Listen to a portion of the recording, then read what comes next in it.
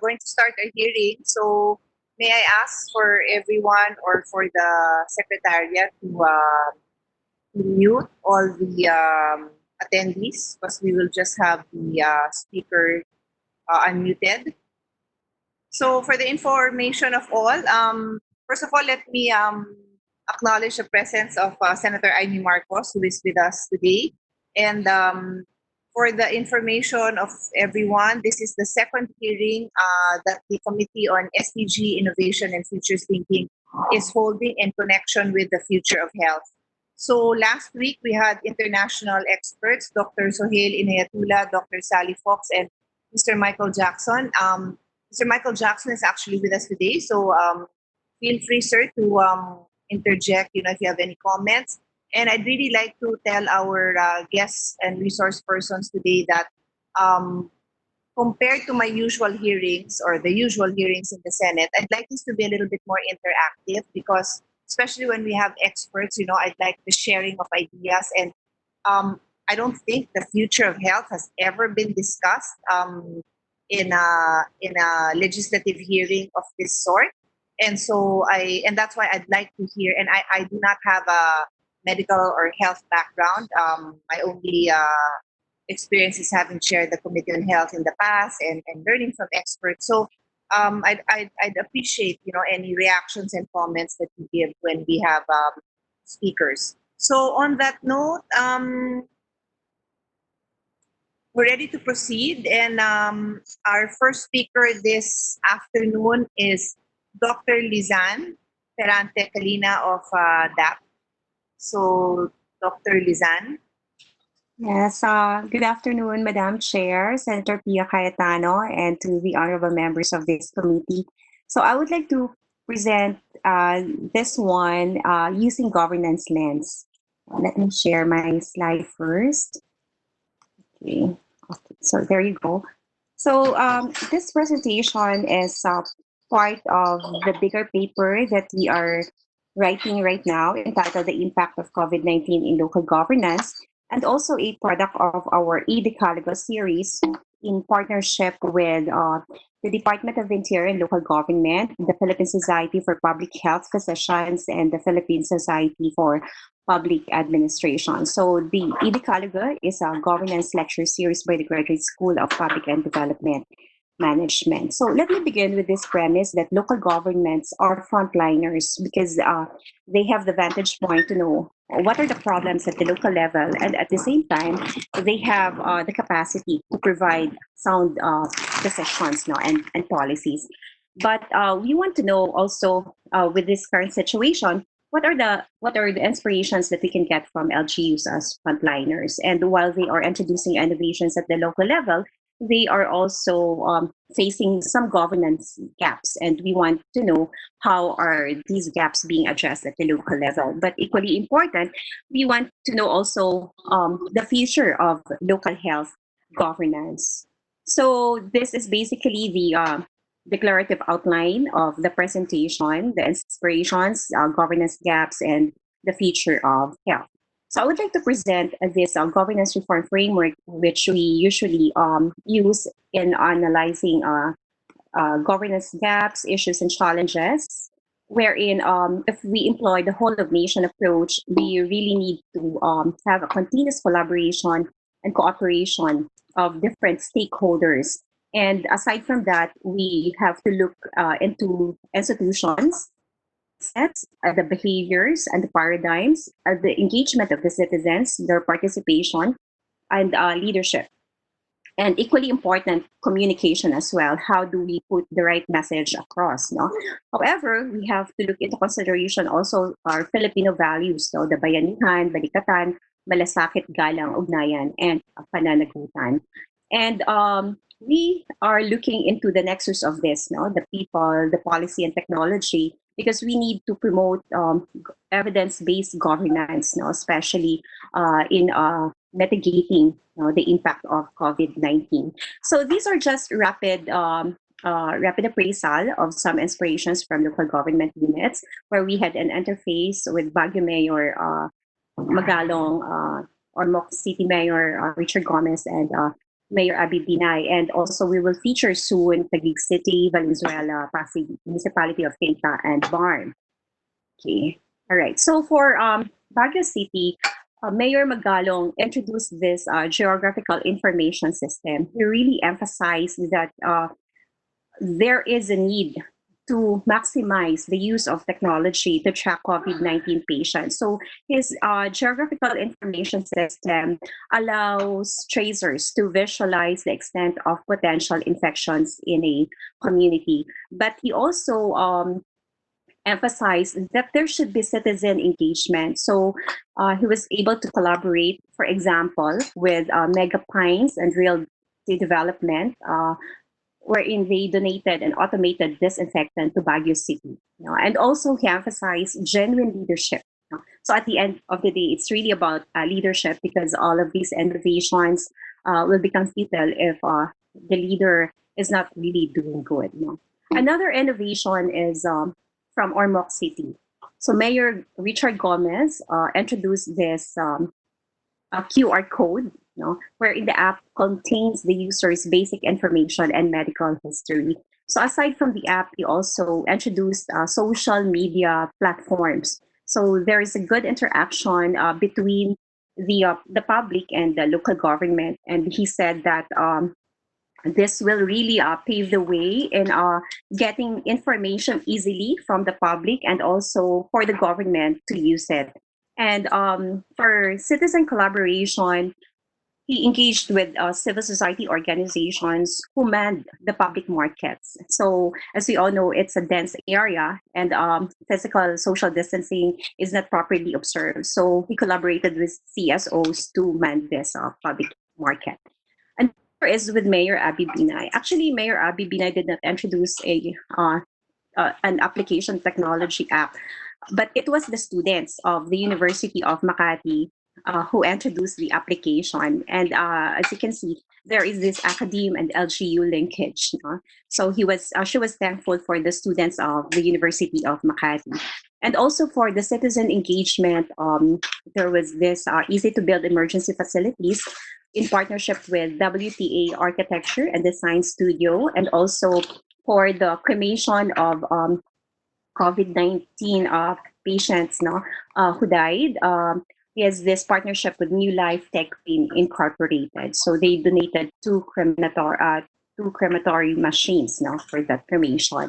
And also we are in coordination with Taguig City for Mayor Cayetano to share with us these remarkable technological advancements he introduced in the city of Taguig. Like, for example, the drive-through COVID-19 testing centers for suspected cases that cannot be accommodated by congested hospitals, and also this a smart testing system.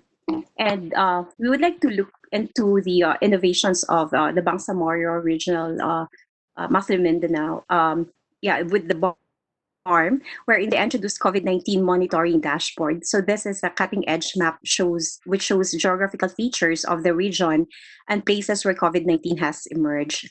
And also, they are exploring this Gen Expert machine. The possibility of eliminating the need to send swab samples to either Manila or Davao.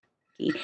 And also from Valenzuela City, we are also in coordination with them for the presentation of their digital innovations. So these inspirations really made some ease, in getting information from the public, because contact tracing, it's really a tedious process, and if you don't have this technology, well, it's really hard for all of us to introduce policies and innovations. So these are some of the governance issues that they faced, like leadership, community engagement. This is very hard because you need to set the mindset of the people, and digital divide. Some of everyone, well, not all of us has an access to internet, the public trust as well, interagency coordination, policy conflict, the national local relations, local governments innovations and their capacity to do innovations. There were human rights abuses and overpricing and hoarding of medical supplies as well. But the next question is, how will COVID-19 change the future of local health governance? So I'd like to cite this one. This is from Dr. Anita Sykes Kelleher, who is our adjunct professor and also a global futurist.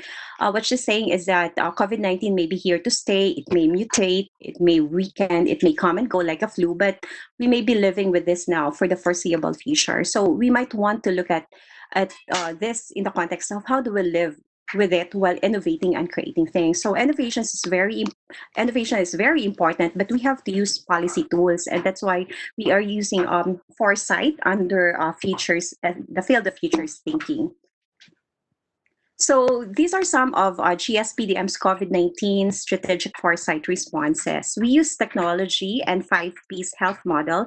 This was discussed by Professor Soyel Inayatula, the five Ps, and also cited in OECD policy responses. So it says there that with the five Ps, it will raise health and wellness standards through real-time detection and health monitoring, like the use of AI, big data, Internet of Things, and equally important, the health and research collaboration. So under the World Health Organization, they are proposing for e-health solutions, and under which is the telehealth.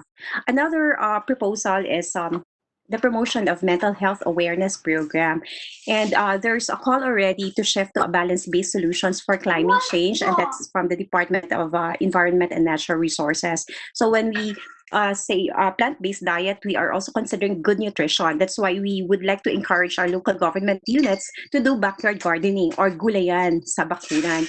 And this is in response to SDG 3, good health and well-being, SDG 11, sustainable cities and communities, and SDG 2, zero hunger. At the governance level, we are promoting the evidence-based governance, no, with the use of digital citizenship tools. That's why we are doing continuous capacity building at the local level to be to have a research-based policies. Other innovations or policy responses include a continuous capacity building of our medical health practitioners across 17 regions, and we would like to introduce e-health platform for contactless triage. And we have strengthened our network with a public and private organizations supporting e-health. But equally important, Senator Pia is the support for legislation. So we would like to appeal with your committee and with the members of the Senate to help us with this initiative, in continuously capacitating our medical health practitioners at the local level. So these is our so far we've made this initiative. Healthcare e-health solutions, and part of it is our certificate course on e-health solutions. Okay. So for long-term policy foresight responses, we have this National Food Highway in support of SDG 2, and then the establishment of Central Epidemic Command Center in support of SDG 3, and then the creation of national and local stockpile in support of SDG 11 and SDG 12 for responsible consumption and production. So again, in all of this, we need to go back to the nexus of people, technology, and policy. So in under policy, it's important to use the foresight tools or features thinking tools. Right. So this is our framework in promoting evidence-based governance. So that's it for now. Senator Pia Cayetano, thank you so much for the opportunity given. Can I just be clarified? What exactly were the legislative requirements that you were suggesting? Was this that did that include the e-health solution, or that was just what you're doing? I wasn't too clear which ones were required legislative intervention. Yeah. first, the certificate course on e-health. This is on the continuous capacity building. So we are providing here um, modules on e-health, no? Introduction to e-health, governance, legislations and policies, standards and interoperability and knowledge management, as well as mobile behavior change communication for our healthcare practitioners. And also, Senator Pia, we would like to send to you a draft on the creation of National Food Highway. We would like to institutionalize this. Actually, we've started this in Mindanao, but we would like to, share this in other regions as well. So it will be called as National Food Highway in support of SDG 2, Zero Hunger. And then the Central Epidemic Command Center, we are looking at the possibility of really establishing uh, uh, well, a collaboration between the health workers, health workers and the military, so that anytime that there will be pandemic, they're ready to be deployed. And another one is the creation of national local stockpile, wherein we have ready stocks, medical supplies, so it's updated every 6 months or a year. But this is it needs training also. So it's a big project that we need the support of the legislative department. Um, Madam Chair, can I speak? This is Dr. Tayag, Department of Health.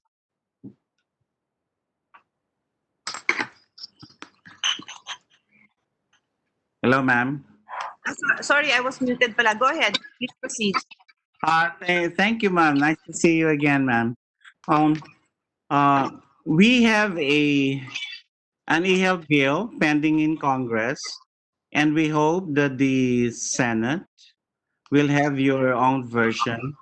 The e-health bill encompasses everything that health providers, institutions who will use IT solutions now and in the future will be guided by a specific law that lists those that are allowable and or restricted, so that everyone will be guided accordingly. For example, ma'am, uh, we have launched telemedicine in the country, and there are questions whether just anyone can be a telehealth provider. Should they be certified? Should they be credentialized? Should PhilHealth put reimbursement, for example, for telemedicine services? And for information, what about the infrastructure that's needed? Secretariat, what So happened? Is it these are me some of or the is it Dr. so these are Tayag? some, yeah. Dr. Tayag, ma'am, speaking, ma'am, for DOH.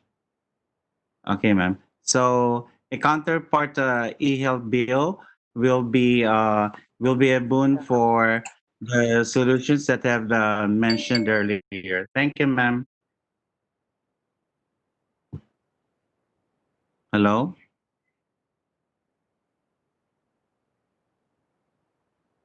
Hello. Doc Tayag? Yes, ma'am. Should I Yeah, repeat? can you repeat lang the last 1 minute? Ako yung nawala eh. Oh, I'm sorry. Okay. The counterpart Senate bill will allow both houses to make sure that the lessons we learned from COVID-19 will now get into the different sections of the law that will enable health providers, users, stakeholders, the public, families, institutions, so that e-health will be not in the near future, but will be used now, immediately, because there are policies that will allow or restrict activities pertaining to e-health. Over. Thank you, ma'am. Okay. Thank you for that intervention. I'll discuss that with the chairman of the Senate Committee on Health, si Senator Bongo. I will check if Oh, we thank have you so a much, version ma'am. in the Senate. Thank you so much. Yeah, no problem. Okay, thank you. Let me just go back. Am I clear? Do I come in clear? Yeah. Yes, Yes, ma'am. madam. Okay, thank you. So I just like to go back to some comments I have sa presentation and sa statements ni Dr. Lizan. Um, So just I should have also made this clear in the start. No, in the first hearing, I really made it I emphasized this. So the objective of this committee is really to look into the future of health, and obviously we cannot do that without referencing where we are now. So to the extent that we take up certain aspects of how COVID has affected us, of course, okay lang yon. But just to remind all the resource persons that this is not the Committee on Health, okay? So eventually, the recommendations of this committee would most likely be referred to the Committee on Health to a certain extent, and then to other interrelated committees. The idea really here is to be able, just as Dr. Lizan had done, um, put together the different overlapping areas of concern. So when you relate SDG 2, hunger, SDG 3, health, and SDG 11, sustainable cities, that's really our objective. So that's really the part that we're trying to look at, like putting the pieces of the puzzle together. And that's why in this committee, I really like the interaction. No, I as much as possible, I uh, really want to hear more interaction than just presentations, because most of the presenters would have a specific area of expertise, and then we want to bring in other experts to comment on those. So katulad ng intervention mo, Doc Eric, okay yan. So ito naman yung mga points that I want to raise lang. Some may require a quick response, the others don't, noted lang for future discussions. I'm glad that there is a bill on e-health kasi for the guidance, kasi yun naman yung ano namin, no, yung job namin. And just from my own readings, sabi nga, COVID has fast-tracked, no, the acceptance of telehealth, digital health, because resistant tayo sa change, no? Normally, professionals of whatever profession, of course, we're in our comfort zone, and we stick to it. Pero when forced to, then we have to innovate, and so COVID has presented that opportunity in many areas, and e-health would be one of them.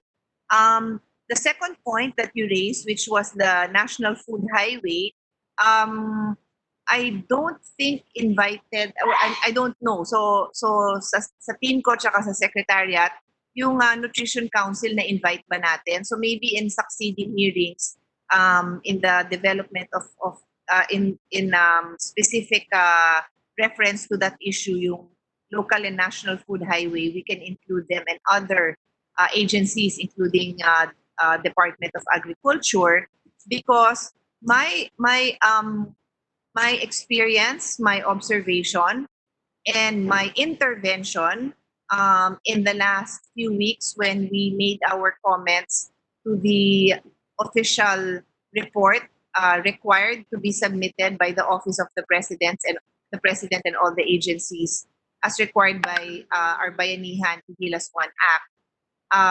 My specific intervention there was how healthy were the food that we made available to people by way of subsidy, or yung mga food banks or whatever, yung mga binibigay natin na mga packed food for them. Because the natural tendency is always, of course, the staple is rice, followed by sugar, coffee, and then canned goods. So I think anyone with a little bit of knowledge on health will say that, wow, there's nothing balanced about that food pack that we give the public, no? Pero the argument naman is, kasi everybody wants every adult would want coffee, sugar is put into everything. Pero we need the health expert to weigh in, and we need to market this idea of the importance of health. Kasi is it about comfort or is it about health? I'm not addicted to coffee, so I will not judge people who need coffee in the morning. Ang addiction ko is to exercise. If other people have to have coffee when they wake up, me, I have to exercise. And you also cannot deprive me of that. So hindi ko ginajudge yun. Pero if we're talking about the delivery of nutrition, we have to take a strong stand and dictate, well, educate people on what that is and deliver it. So my last point on that is within the first month of the quarantine, I told my team that I'd like to help by way of delivering vegetables.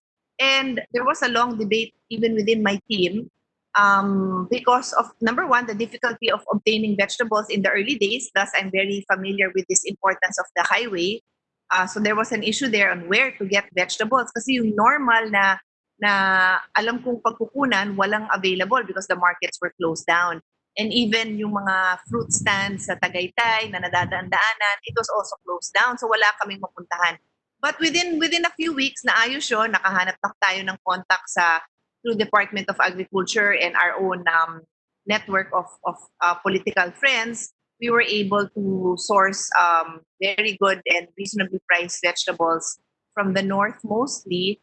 But again, there was so much resistance kasi paano daw i-deliver yon, madaling masira yung gulay. But if there's a will, there's a way. My team has been successfully been able to deliver vegetables, and we focused on vegetables for the remainder of for the weeks to come. May choice ka naman eh. Hindi mo naman ibibigay yung gulay na bukas lang eh malalanta agad, no? We tried to have a variety, and we tried to, for those that like at that time, if you focus on what's in season, ang mura-mura ng kalabasa, it was 20 pesos, and that would go such a long way. So on and so forth. But what I'm sad about is I never got a response from the Nutrition Council in my intervention that was specifically written in the comments that the Senate, which I was in charge of collating and submitting to Malacanang, never got a response. And inulit-ulit ko yung comments ko na yan for how many weeks. I never got a response as to what is the direction of the quality of food that is being made available by way of itong mga food packs. Are we trying to veer on the health side? Never, ever, ever got a response. So, Secretariat, please tawagin ng Nutrition Council because that's what we need to innovate on also eh. I mean, in the probably almost a decade na naging mas maayos tayo sa dealing with disasters. And we know that natural disasters will be a part of our life. And we've kind of learned how to deal with it already. Pero yung pag-serve ng nutritious food, hindi ako aware that we have been able to deal with that. So that's also a priority of mine. And I would be happy to work with you on that, Dr. Lisan. And then the third point naman was yung availability of the stock of our medical supplies.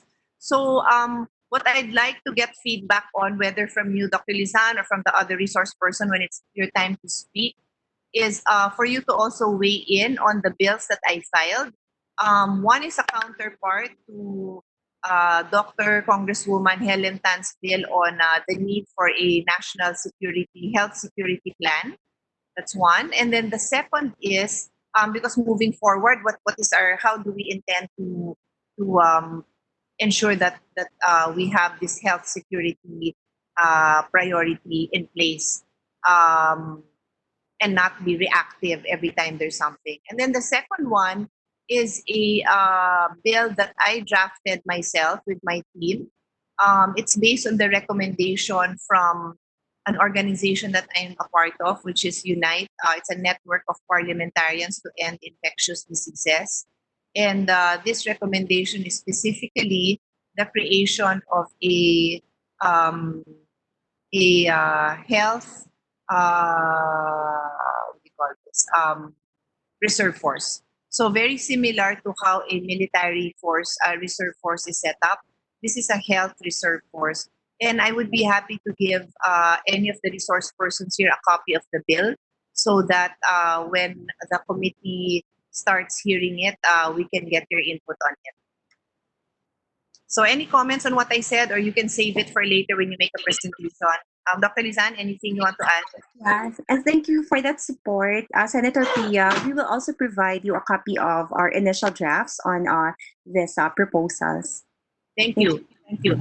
Oh, also, by the way, again, like I said, no, given that the objective here is to check the SDGs that overlap with health and then to look into the future of health, may I also ask Dr. Lizan, your team specifically, but again, any of the resource person, to also take a look at Ambition 2040, diba? We should be able to identify if may nagbago dyan based on our experiences now. Diba? Kasi Okay. I'm sure there are many lessons learned. So if we need to make adjustments, whatever, that's part of, I think, what we will need to do. So, yon, thank you. Thank All you, right. Senator. We'll do that po. Okay. So the next person would be Dr. Eva Maria Cutyongco de la Paz, who is the Executive Director of NIH. Dr. de la Paz. Magandang um,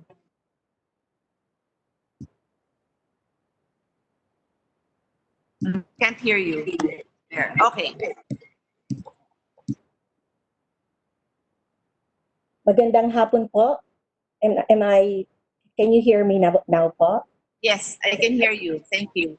Magandang hapon po, Honorable Senator Pia Cayetano, Chair of the Senate Committee on SDGs, Innovation and Futures Thinking, and to Honorable Senator Amy Marcos, as well as to everyone who is in this public hearing. Thank you for this opportunity to present the University of the Philippines, Manila, National Institutes of Health, and Philippine General Hospital position statement on Senate Resolution number 404. Experts from different fields of health policy, public health, medical sciences, data sciences, telehealth and telemedicine, drug discovery, pharmaceutical sciences, behavioral sciences, health emergencies, and disaster management, among others, were convened to generate consensus recommendations. First, UP Manila asserts that health is a fundamental human right and is essential for national development. Our recommendations are based on our shared knowledge, practice, and conviction that addressing the COVID-19 pandemic and future challenges requires inclusiveness and a special preference for equity to address the needs of the poor and the underserved. Advancing and implementing reforms requires good governance, science-based, and sustainable access to required resources. Despite the gaps in knowledge and the need for new technologies, many of the prerequisites for progressing towards the SDGs, such as tools, technologies, methods, knowledge, expertise, and other resources, are already available and just needs adequate prioritization, collaboration, facilitation, and or dissemination. A meaningful, active people's participation in decision making, planning, implementation, and evaluation of policies, plans, and programs is key to the formulation of sustainable national and local policies and plans in response to health emergencies.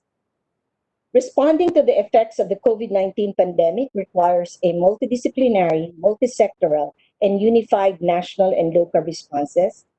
Current and future health delivery systems require huge investments in bioinformatics, omics technologies, telehealth, telemedicine, data science, drug discovery, artificial intelligence, public health program development, health and human rights, and behavioral change modeling, among others.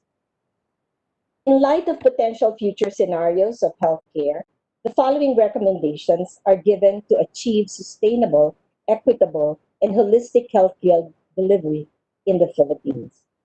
First is strengthening existing structural mechanisms to respond to health emergencies, such as pandemics and disasters. Streamline communications to provide concise and clear messages to stakeholders in coordinating and collaborating with one another for a more unified response. Third, increase financial and legal support for basic healthcare infrastructure. And fourth, institutionalize education for human health resources. Just to give some specifics for each of these recommendations, for strengthening existing structural mechanisms to better respond to health emergencies, this would need enhancing the capacity of LGUs in public health service delivery, monitoring, and response to health emergencies, employment of rights based, multidisciplinary, and telehealth approaches in public health response.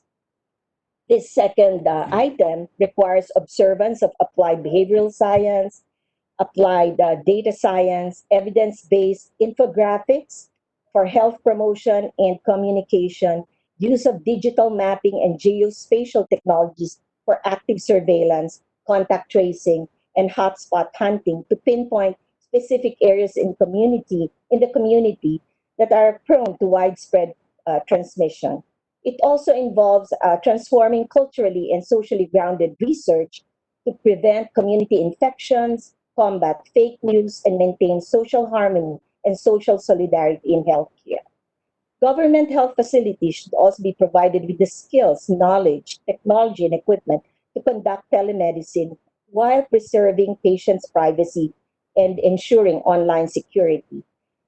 Uh, Fourth is strengthening investment in electronic medical health records that can be securely accessed online. Furthermore, in the strengthening existing structural mechanisms, we also need to strengthen our laws on occupational safety in healthcare facilities to ensure that our healthcare workers are safe in the workplace, to have continuous investments in research and development to locally produce medical devices, such as the local PCR kit that was developed at the NIH, ventilators, as well as personal protective equipment. Build bridges and other mechanisms of cooperation of varying degrees of freedom and involvement as appropriate to the circumstance between the public and private sectors of health. For the second recommendation on streamlining communications to provide concise, clear messages, we need to provide clear, focused, concise, and data-backed messages, even especially during press conferences, where the public is informed about what's happening. Focus communication strategies on behavior change rather than on information. Conduct studies to understand the level of awareness and beliefs of the public on health risks and behavior, and how to best give the public this type of information. Third is increasing financial and legal support by creating appropriately compensated and tenured healthcare workers in both private and public sectors, capacitate healthcare professionals to be competent in telehealth approaches, and lastly, to structure incentives and policy enablers that reward bottom heavy distribution of medical resources at the appropriate levels of care in accordance with demand. The last recommendation is to institutionalize education for human health resource by investing in paid mandatory 1 year rural remote primary care practice and simulation laboratories for all healthcare professionals to ensure continuous adequate healthcare service in rural remote areas, especially during health emergencies. Upgrading of the ICT infrastructure and internet connectivity in the whole country and providing free internet access to, especially to indigent students from rural remote settings. Lastly, incorporating health professional training, all push and pull factors far beyond financial compensation that influence the profile of incoming learners and their eventual distribution as health human resources.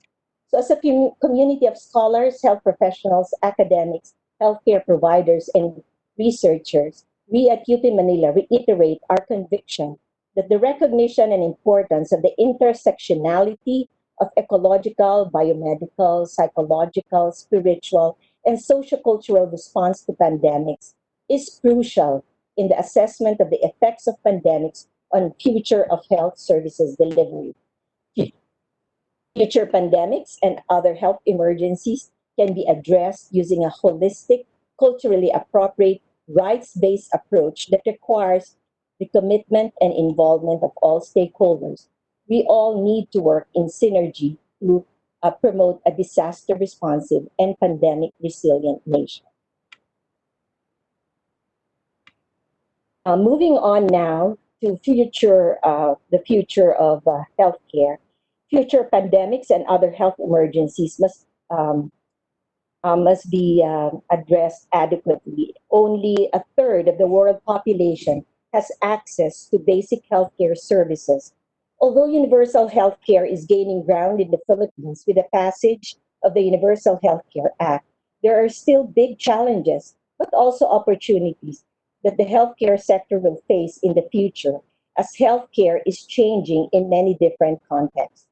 The focus of healthcare delivery in the future will be on the much anticipated shift from expensive cure of disease to proactive prevention and promotion. The 2019 Future of Healthcare report by Future Agenda identified 6 macro trends and 16 associated future shifts. What follows is a discussion of these macro trends as it applies to the Philippine context and the role of the University of the Philippines, Manila as the Health Science Academic Center of the University of the Philippines and the Philippine General Hospital as the nation's apex hospital. This encompasses big data transforming healthcare, megacities bringing mega problems, Asia at the forefront, wealth, wellness and prevention, patients at the center of care, and collaborative and technology enabled teams. This for big data transforming healthcare, health information systems such as the electronic medical record systems have been shown to improve quality of care and patient outcomes while ensuring patient safety. The potential of analytics to improve patient outcomes relies on the extensive analysis of big data contained in clinical data warehouses, as shown in this slide. Improved health outcomes come from analyzing and putting all these data together to be more predictive, prescriptive, and personalized. AI-based applications, particularly on natural language processing and image recognition in specialties such as radiology, ophthalmology, and pathology have made tremendous gains already. However, these applications provide further proof that instead of AI eventually replacing humans when it comes to clinical care delivery, their utility is best viewed by considering such systems as augmentations to the human skills and efforts used for patient care. There will be tremendous need for health informatics specialists, data scientists, and artificial intelligence experts to make sense of the data that's going to be collected from now and into the future. However, challenges remain, such as who owns the health data? Anonymized EMR data may be sold by EMR companies with patients receiving no compensation. As society grapples with the commodification of health data, the academic's viewpoint will certainly be valuable. For megacities bringing mega problems, the COVID-19 pandemic has definitely shown the risk of contagion in crowded urban areas. There is an increased risk of obesity and its comorbid conditions when cities are not walkable. Mental health is also a growing issue for those living in megacities with the stresses of poverty, crowding, and unemployment, and the increased risk of morbidity from poor urban air quality and heat waves. Efforts at risk mitigation must be made in coordination with city planners. For Asia being at the forefront of the future agenda, it reports that Asia will increasingly set standards and force changes in Western models.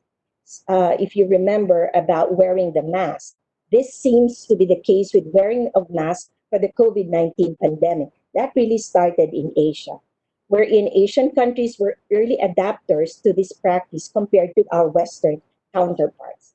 In pushing for affordable healthcare, frugal thinking continues to be a core value for UP Manila constituents, even as the university endeavors to develop solutions for healthcare. While costly innovations are accessible to only the few, the Philippine General Hospital continues to develop and scale solutions for the marginalized. For the COVID-19 pandemic alone, UP Manila has worked on the COVID-19 test kit, as I mentioned earlier, and is also working on personal protective equipment, sanitation pods, and low-cost mechanical ventilators. The future of healthcare will focus more on health span and not just lifespan. At UP Manila, we believe that health should be placed in the hands of the people. This entails enhancing their capacities and participation in decision making, planning, formulation, implementation, and evaluation of national and local health policies, plans, and programs. A proactive approach entails creating conditions for the public to easily make healthier choices. I think you mentioned that as well earlier, Senator Pia, with the food that they eat, and of course for exercise. This approach is also not new to UP Manila, as it has been active in driving health policy, such as the sin tax law being one example. Even as ambassadors, coaches, and celebrity influencers have made inroads in the public sphere of health and wellness, the academe should support digital scholarship. These can provide the impetus for scientists to engage more online with policymakers and the public to improve health literacy. For elective prevention, the ability to identify biomarker signatures via omics technologies can be useful for the development of vaccines against infectious disease and also identifying individuals at risk for non communicable diseases such as heart disease, cancer, and obesity. Patients at the center of care, we now realize that personal health records are health data repositories which are managed and maintained by patients, and the continuing development of mobile patient-facing healthcare technologies such as sensors, mobile apps may foster the adoption of personal health records. The empowered patient could be newly defined as one who is not only well informed of his or her condition, but also one who is principally focused on personalization and technology driven interventions.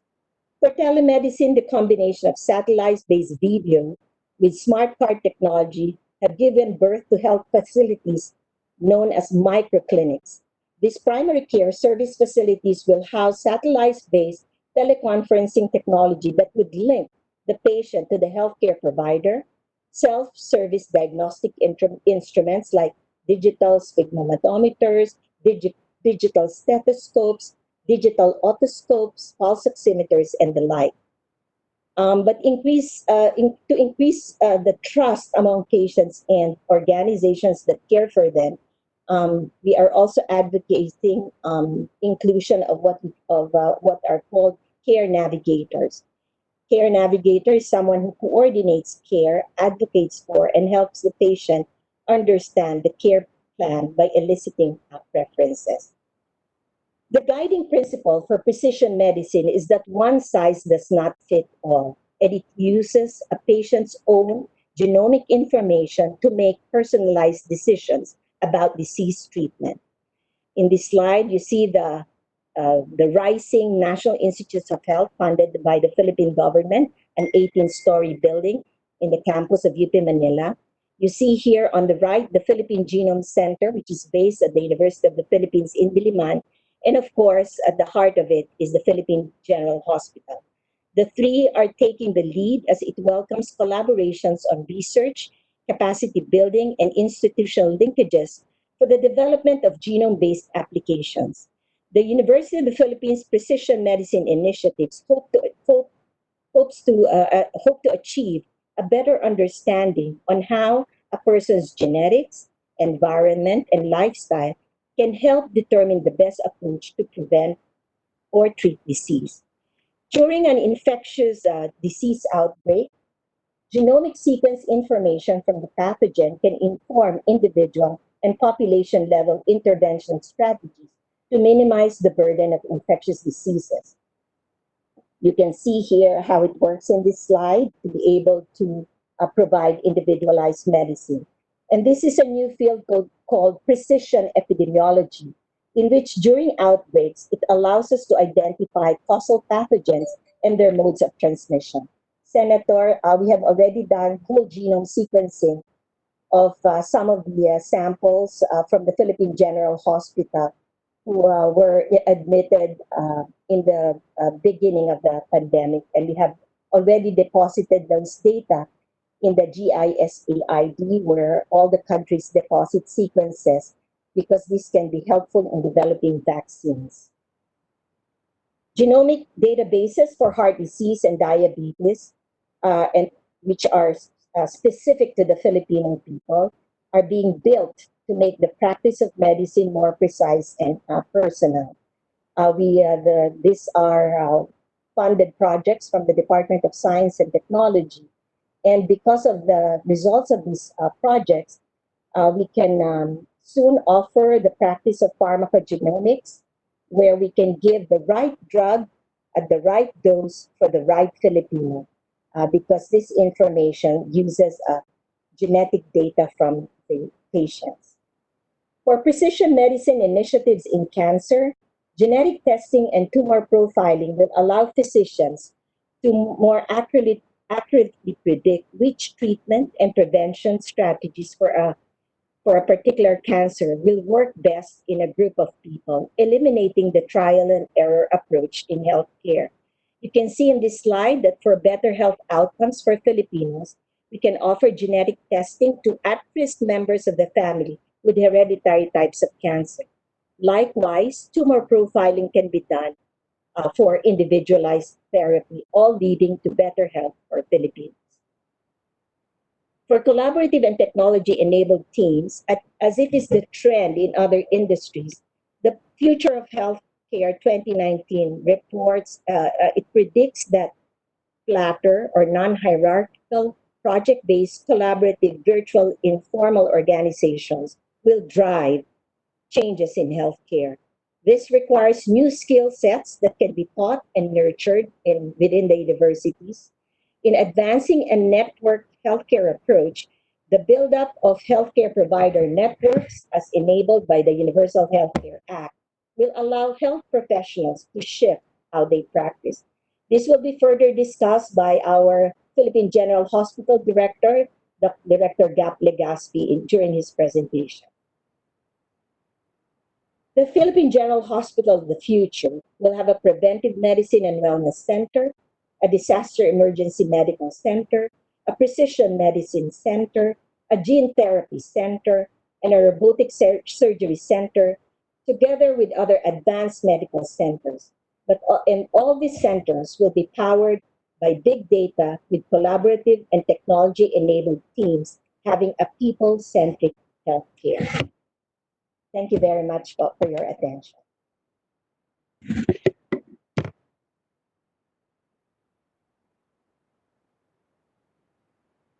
Thank you very much for that. I do have a few questions. You may answer those that you would want to answer, but if I know that there's a number of you presenting on behalf of UP, so feel free to pass on the rest to them, and anyone else here is free. Like I said, free flowing lang naman to. So um, based on your presentation, Dr. Eva, I was tempted to stop you, but I didn't want you to. I wanted you to go with your flow. So I tried to make quick notes, and I also took photos of your slides. Um, on the part of the LGU, no, where you basically had a slide about empowering the LGUs, et cetera, et cetera. That is a topic on its own, and I don't really need a lengthy response or even a response right now.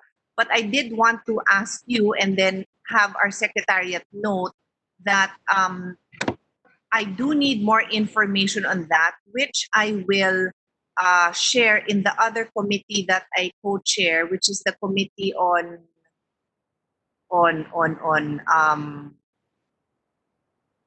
I forgot the official name of our committee. Secretariat, pakitype na. It's chaired by Senator Tolentino. It's just that yung aking part doon is my bill on sustainable cities. So it was not referred to this committee, but it was referred to the committee of Senator Tolentino, where that bill is now currently being discussed, sustainable cities. So it's basically just a policy bill that will mandate that we strive to create these, whether they're mega cities or communities, they should be sustainable in nature. And what I wanted was your input on what would be the health facilities, the infrastructure, and what would the other health components be. Because I pointed out in that hearing, based on one of the, well, based on the input of our future thinkers, that one of the best ways we can deal with future pandemics and similar health crises is to design the cities so that they are walkable and people can move around on their own without exposing themselves to other people. And that's why we ended up with a transportation lockdown, di ba? I mean, a public transport lockdown. But if people could be walking, then within their community, and given the other factors like kung nadisiplina na sana tayo in the use of mask, like they have been doing it already in Hong Kong, in Korea, then people technically could be walking around and we would not have had to have parang almost 45 days. Yung ating pinaka strictest lockdown was what, 30 to 45 days. Anyway, so that I would like to get from you. Doon naman sa isang committee. And I'll give you a copy of the Sustainable Cities Bill. Yeah. It's really not just a declaration. So I don't need that much details, but I would need to be able to convince my colleagues and the LGUs why they have to start designing their cities that way in their communities. Okay, so that's one point. The Yes, next Chair. point is on research. I wanted to ask, and I've had this lengthy discussion before when I was still the chairman of the Committee on Health. Unfortunately, I don't remember the specifics except for the fact that government supported them. So my point is this: I was not surprised when I read in the news a day or two ago that outside of the top developed countries, that you're not surprised about them being at the forefront of developing a vaccine. The other country that surprised everyone is Thailand. But I'm not surprised because it was brought to my attention, I don't know, 5, 10 years ago that the Thai government has really supported research in Thailand. So if any of you or you, Dr. Eva, can give a quick response on what we need to do, maybe walang quick response yun, so baka a wish list, no? Of what we need to do to support our research as well so we get to that level. Kasi I'm sure no one will admit na mas magagaling ang research. It's just that they have support.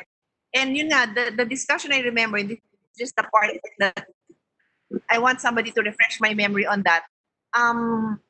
It was something about pouring in funds in the university level so that the researchers could really, can you give me are you familiar with the Thailand situation and why the research is so robust? Oh, I'm not too familiar with the whole system in Thailand, but what I could gather is, Senator, when during the time of the University of the Philippines President uh, Pascual, Okay. they actually visited Thailand. They visited several universities in Thailand at that time, and they found there is a lot of support from the government, not only for research but also for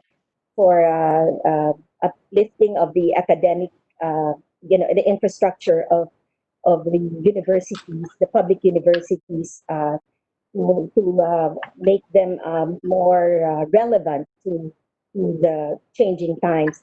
And also, they did have a big program on having more PhDs in the university. The PhDs are the ones who actually spearhead researches, basic as well as applied researches in the university. What I'd like to comment on, Madam Chair, Senator Pia, is that actually we are we are the government has really supported a lot of research right now for as far as the universities are concerned, and researchers research funding comes from the Department of Science and Technology, and even from the Commission on Higher Education, and even from other agencies like the Department of Agriculture, depending, of course, on their research interest. Um, so I must say that in the last in the many years that have passed, more than 10 years now, the government has really provided a lot of funding for research. Even the Department of Health gives research for gives funding for researches that are important for policy making uh, in the Department of Health. So um, there are still a lot to be done, but yes, Senator, if it's okay, we would like to submit to you a wish list so that we can move forward as far as all the things that I have mentioned in the future health agenda. We have to prepare for those. All the omics technologies, genomics, metabolomics, proteomics. There are so many in those areas that are left to be studied. The NIH building, which was again given a government support, is also going to build an animal research facility. So you know, animal models for disease are important, as well as animals for possible development of vaccines, Madam Chair. So those are going to be important parts of our next 5 years, including a clinical research center where we can test, where we can do clinical trials on the drugs that are discovered and developed locally. Okay, thank you. In addition, I asked, I also would like you to be more specific and submit it, or if you want to take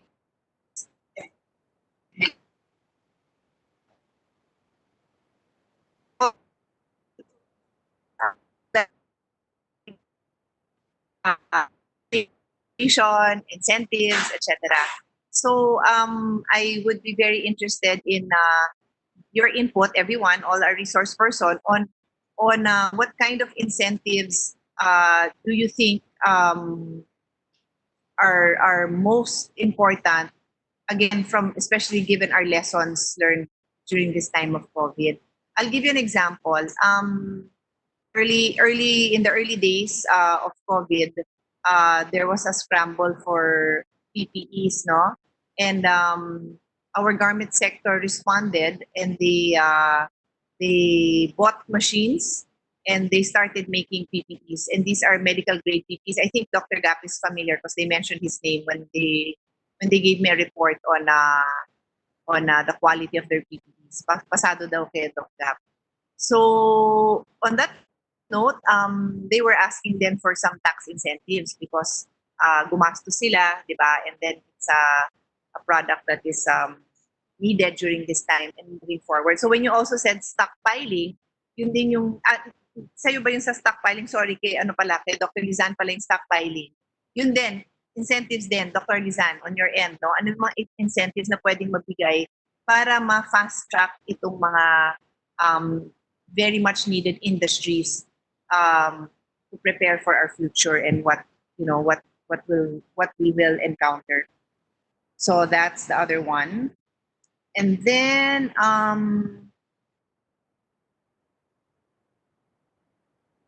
you mentioned, Dr. Eva, about the intersectionality of all the different areas, no?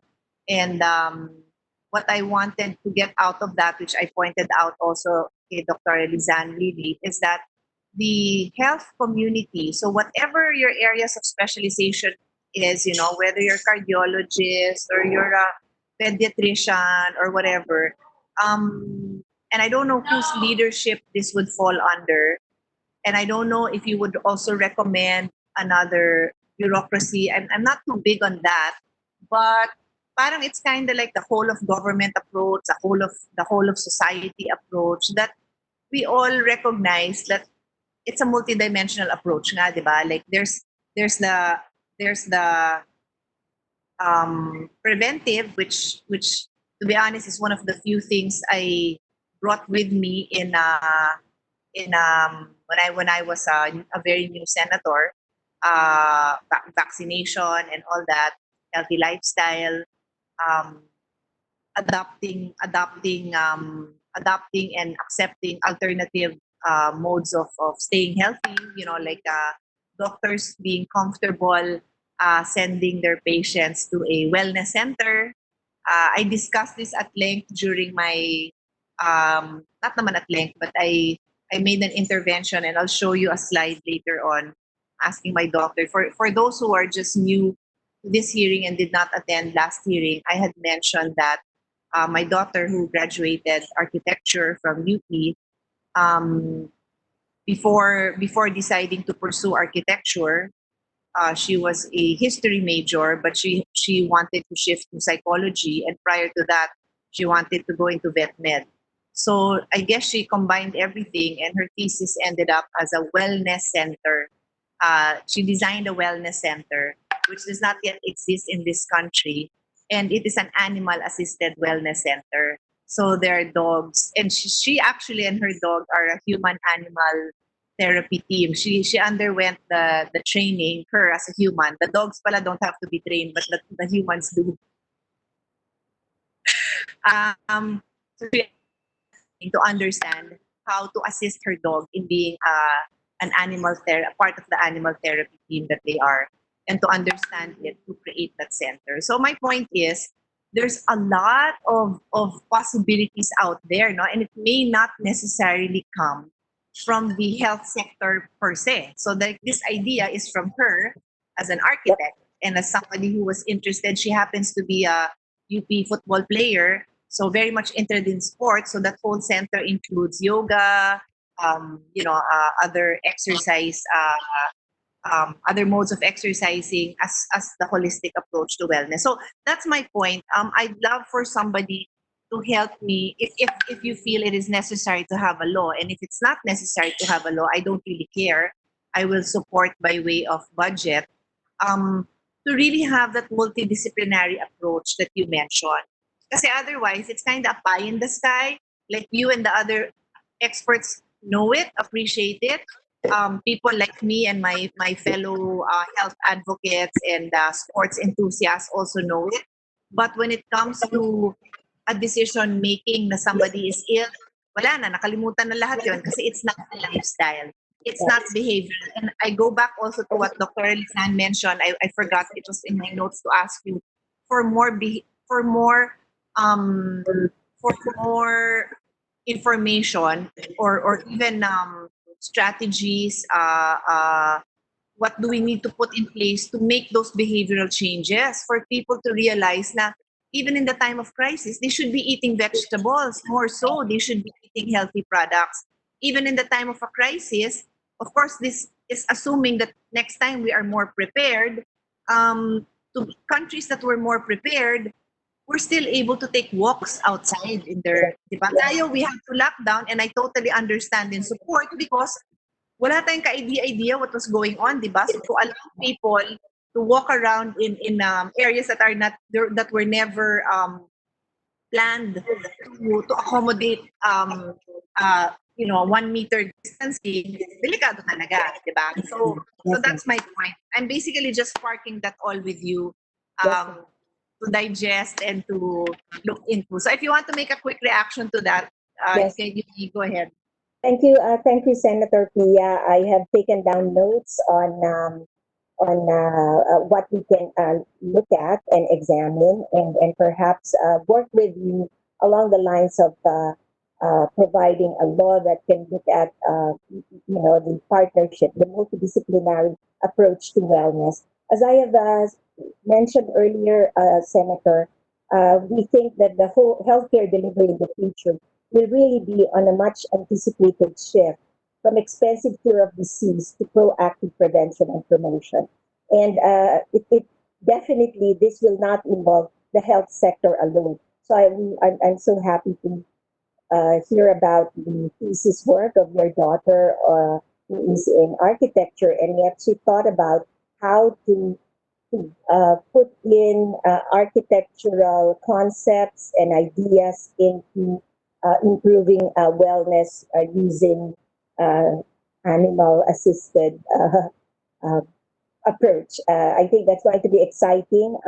I think Director Gap, maybe he can have a similar thing at the Philippine General Hospital soon, so that it does not only relieve the stress of the patients, but also the stress of the healthcare workers, Senator.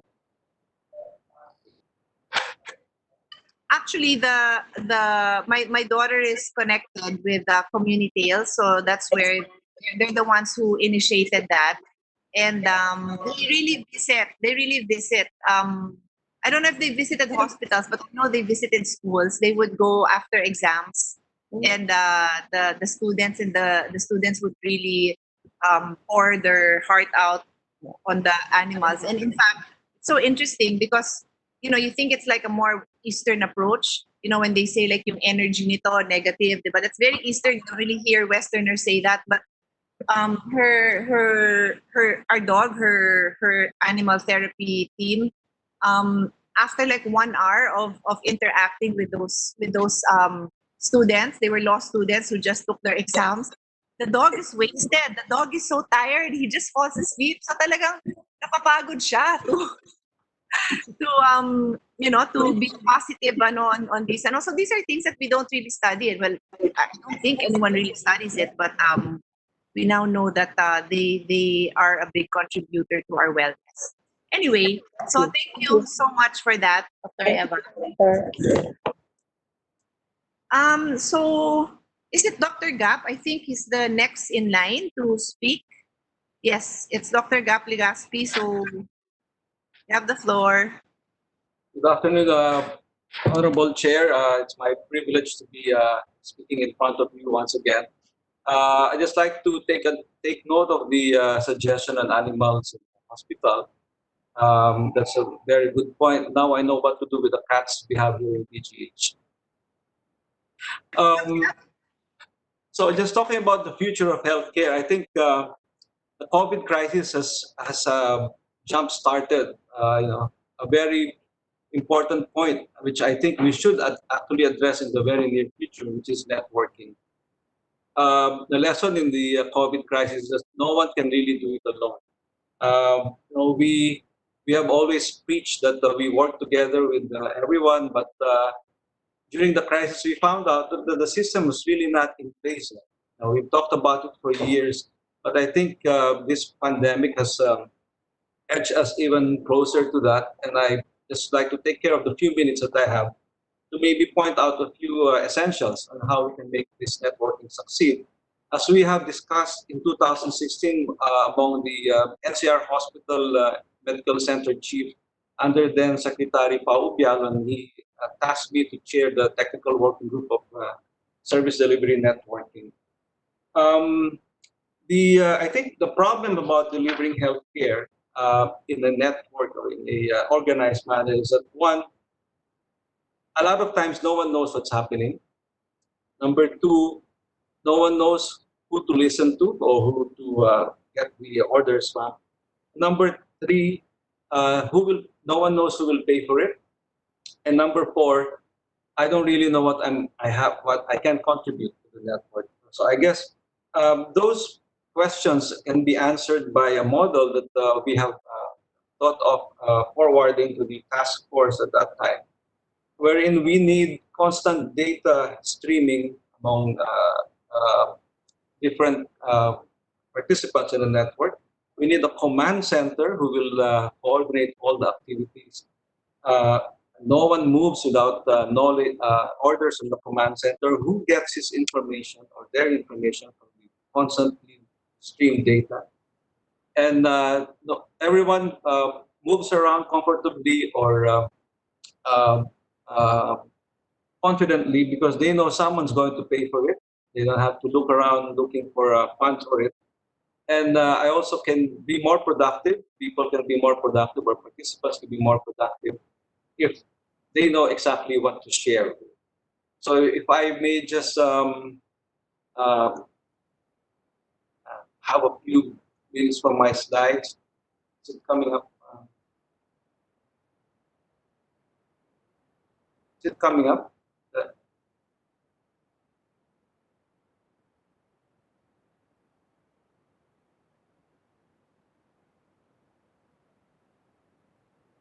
okay. So this is our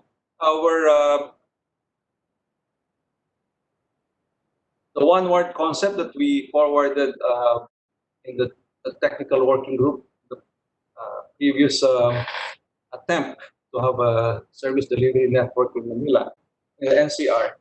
So the one word concept is that a hospital, whether big or small, whether advanced or not, whether primary, secondary, or tertiary, knows exactly what to contribute to the community of its assignment. So hospital A may contribute this segment, hospital B another segment, hospital C another segment, and hospital D some other services. So they don't have to contribute the whole hospital.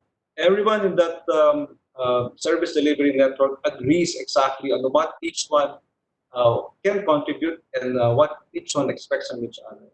The rest of the hospital remains with the agency or with the facility. That way, the agencies or the facilities are still left with some leeway to develop on their hospital while still performing duties required of them in a service delivery network. So this one word concept. If you have in Manila, Hospital lang Maynila, Hospital lang Sampaloc, Santa Ana Hospital, Jose Reyes, and PGH, we can all agree on what part of our hospital will create a one ward for any patient who walks around maybe the geographic location covered by those hospitals. So this is the concept that I think will change the way patients uh, uh, seek their healthcare now. They go from one hospital to the other, nowhere, whichever accepts them in most times, or whichever they believe can give them the best care. And I think it's a known fact that Filipinos have a big hospital mentality. Even a cough and cold, ubot sipon, gusto nila sa major hospital because it might turn out to be pneumonia and they want to be assured that they're already in a facility that can handle it. So I think the ease of delivering that care is if the hospitals are in a coordinated network wherein each hospital knows exactly the function it will contribute to the entitlement that the patient can avail of in that network.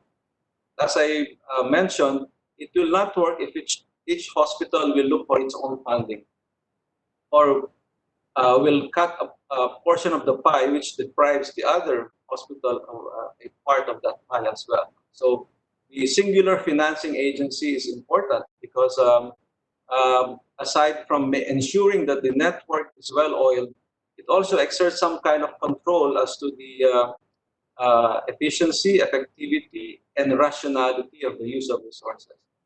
So, as we say, he holds the gold, makes the rules. That's a golden rule. But in single financing for healthcare, I think it's very important that the proper and rational utilization of resources is done.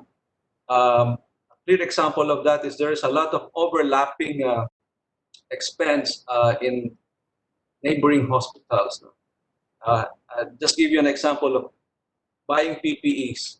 We could be buying PPEs on our own at a more expensive price, whereas if we go group together and use the economy of scale, probably we can bring down the price as what the IATF and the DOH has done in acquiring those resources.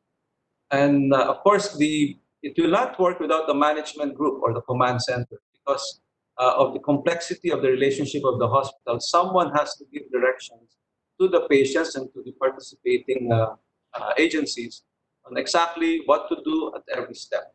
We all know that our patients are already in an anxious state or in a confused state because of their illnesses. Maybe a management group or a very efficient way of communicating with these patients, how to proceed with the acquisition of care will be a additional step in lessening those anxieties of people who are sick.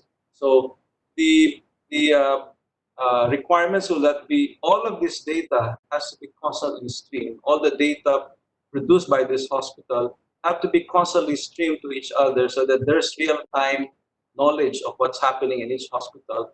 So that you can the command center can actually tell a patient in an ambulance to proceed to hospital B because hospital A is already full. Or, hospital B can handle his aneurysm, hospital A cannot. So I think in that way we also minimize the confusion of a patient in an ambulance going to each hospital, maybe 4 or 5 until the appropriate one is reached. So these are very important points that I think in the future we can tackle and use as a way to make the co-development and management of this network uh, more efficient and more realizable in the future. So this is the one word concept that um, uh, we have presented in the past work on with our past works with the social service delivery network studies, which brings forth to mind the eventual plan, keeping this as our guide. The Philippine General Hospital and the University of the Philippines exactly realizes that no matter how advanced a center gets, or no matter how sophisticated an equipment you have, it is useless without access if it's not accessible to people. So it's again in a network where it can be accessible. And in particular, the role of PGH being training and research and service, I think can be made more accessible uh, in a health system initiated by the university. So we have seen a tremendous improvement in the services offered by almost all hospitals in the DOH uh, uh, system. And I think the contribution of a university hospital like PGH will be more now on making training and research accessible to other areas of the country. I mean, medical research and medical training. So, if I may share with the committee that just like maybe the UC systems in America or the Harvard hospital systems in Boston, um, we think that by developing a strong base of hospital at PGH in Manila and in Diliman, where you have advanced training and research, and eventually spinning off a PGH in Cebu or Davao or Iloilo or other parts of the country where training and research could be brought to that particular locale without um, the doctors from there leaving their province or their regions. So PGH has 4,700 trainees a year. One third of them come from the various provinces of our country. And I think if we, in the future, if we are able to bring training and research to these regions, we minimize um, drain, brain drains from provinces and regions as well. So, of course, that's probably an idea or a scenario that maybe the senators and my grandchildren already will see because it's probably far off in the future. But I think it's worth exploring till now, from now on, and prepare for it. If I may just close with the fact that all of these preparations, I think we should keep in mind that the changes we project in the future start in medical school.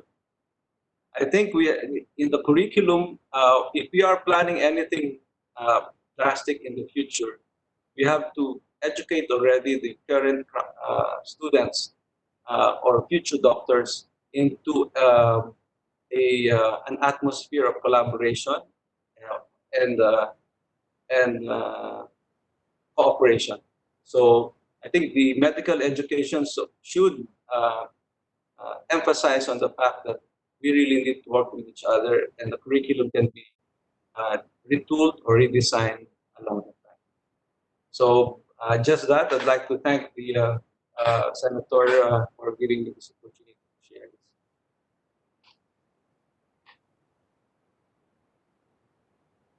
Thank you, Doc Gap. I have a few questions and comments, but I'll go the reverse order, and I'll start with your last comment on the need to start with the medical students and how they're educated and all that. That's an area of interest for me because I chair the committee on education, and I'm very interested on how we teach our children and how we teach our future leaders and how we teach our future professionals. And what I've come across in a lot of my readings and also my own experience as a patient of doctors and as a friend of doctors is that it appears nga that the education, not just in the Philippines, I think, but in most parts of the world, but I think in some countries they're taking the steps now in including in the medical education other subject matters or lessons that would contribute to a general or bigger understanding of health and wellness.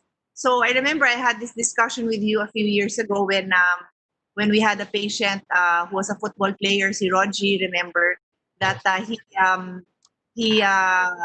was bringing him to a wellness center which was run naman by an MD. I wanted an MD because without going to the details, you know the horror story I went through with I don't know what you called it, but ano ba tawag doon? An alternative practitioner who was telling us that this boy with how do you say his illness? Rhabdomyosarcoma. Rhabdomyosarcoma should not undergo chemotherapy, no, if you recall. But I found a different practitioner who was an MD who complemented his chemotherapy with vitamin infusions to help his body become strong and all that. And I told you then that my dream was that I think is it the Mayo Clinic or the Harvard or both of them actually have as part of their MD Anderson, yes. MD yeah, Anderson. there you go. They include it na, di ba? So that in um in the in the in the usual performance of or the patient has the option of getting adding alternative medicine to their protocols. So that's one of the points that I wanted to just throw back at all of you because it does seem to be, and it was included as one of the pillars by our future thinkers experts in the previous hearing. And then specifically on the education of the medical students, I also take note of the fact that a lot of doctors, a lot of I've read a lot about nutrition not being an important component of medical education, and yet a lot of studies tell us that your nutrition is very important. But a lot of doctors do not include that. In fact, you can go through a medical consultation, whatever, and they'll never even discuss nutrition with you. And I'm not aware that they refer you to a nutritionist. So that's another point I wanted to make. And then the other point was the studies that show that the ability of doctors to diagnose conditions is greatly enhanced when they take a course on art appreciation. I think this was a TED talk that I watched, and I don't know if I got to share that with you. Anyway, there's 100 of other things out there that I fully support in terms of our exploring what needs to be done. And I think just as we have said that COVID has uh, given us the opportunity to make drastic changes, now is that time. Because even in the other hearings I attend, like in the Committee on Education, it was pointed out that in as much as we want our teachers to be more um, to have a more personal approach to education, to look into non-traditional ways of teaching, but when they take the board exam, it's very traditional. So parang hindi nagtutugma, hindi aligned yung gusto nating ma-achieve dun sa exams na binibigay.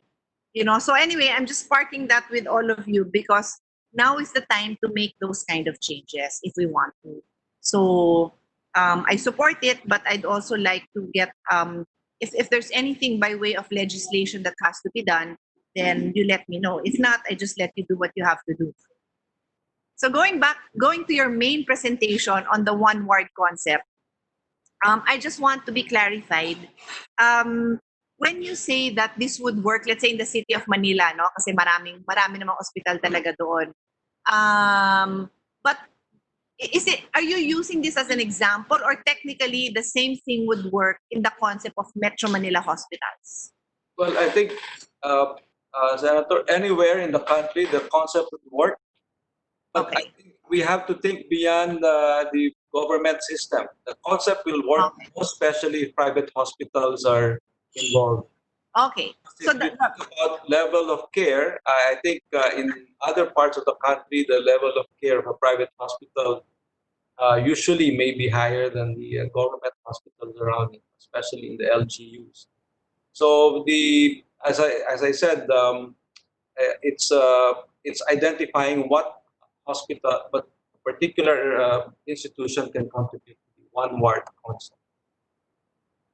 So in that sense, a law might be helpful just because you really are mandating everybody to cooperate. No? So anyway, I'll send you a copy of the National Health Security Plan that, as I mentioned earlier, was prepared by Congresswoman Helen Tan.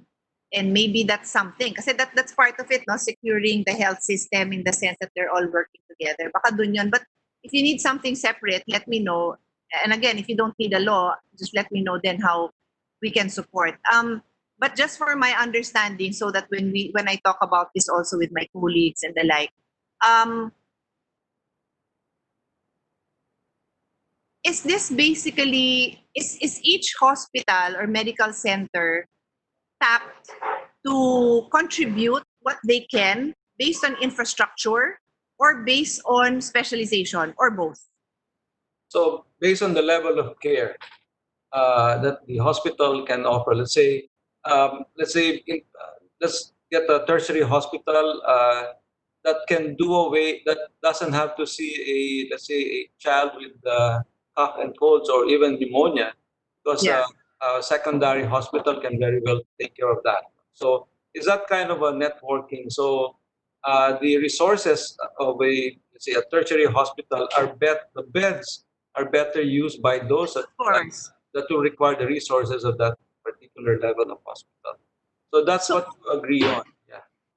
okay, I get that. And that's where I'll go back to Dr. Lizan's comment on behavioral change. Kasi nga, you correctly pointed out that Filipinos want to go to the mega hospitals, no, to PGH, to be specific about it, or for that matter, the experience I've encountered might be a little bit different from yours, because we have the ability to assist patients. We refer them to PGH, we refer them to NKTI, but they feel that even if they are in PGH or even if they in PTI, they insist that they are not charity patients because they don't believe that they will get the same level of care. So then I'll have to tell them, hindi namin kayo matutulungan dyan kasi yung public funds that are available are for charity patients. Things like that. So there's a lot of behavioral change issues here that I feel have to be addressed. And in the same way, gustong manganganak lang, normal delivery, wala namang consequences. I don't know if that has been addressed, pero in the early days when I used to go to PGH, nagpapanganak pa rin ng PGH ng normal delivery. Are you still doing that? Or you were able to limit it to the complicated cases na?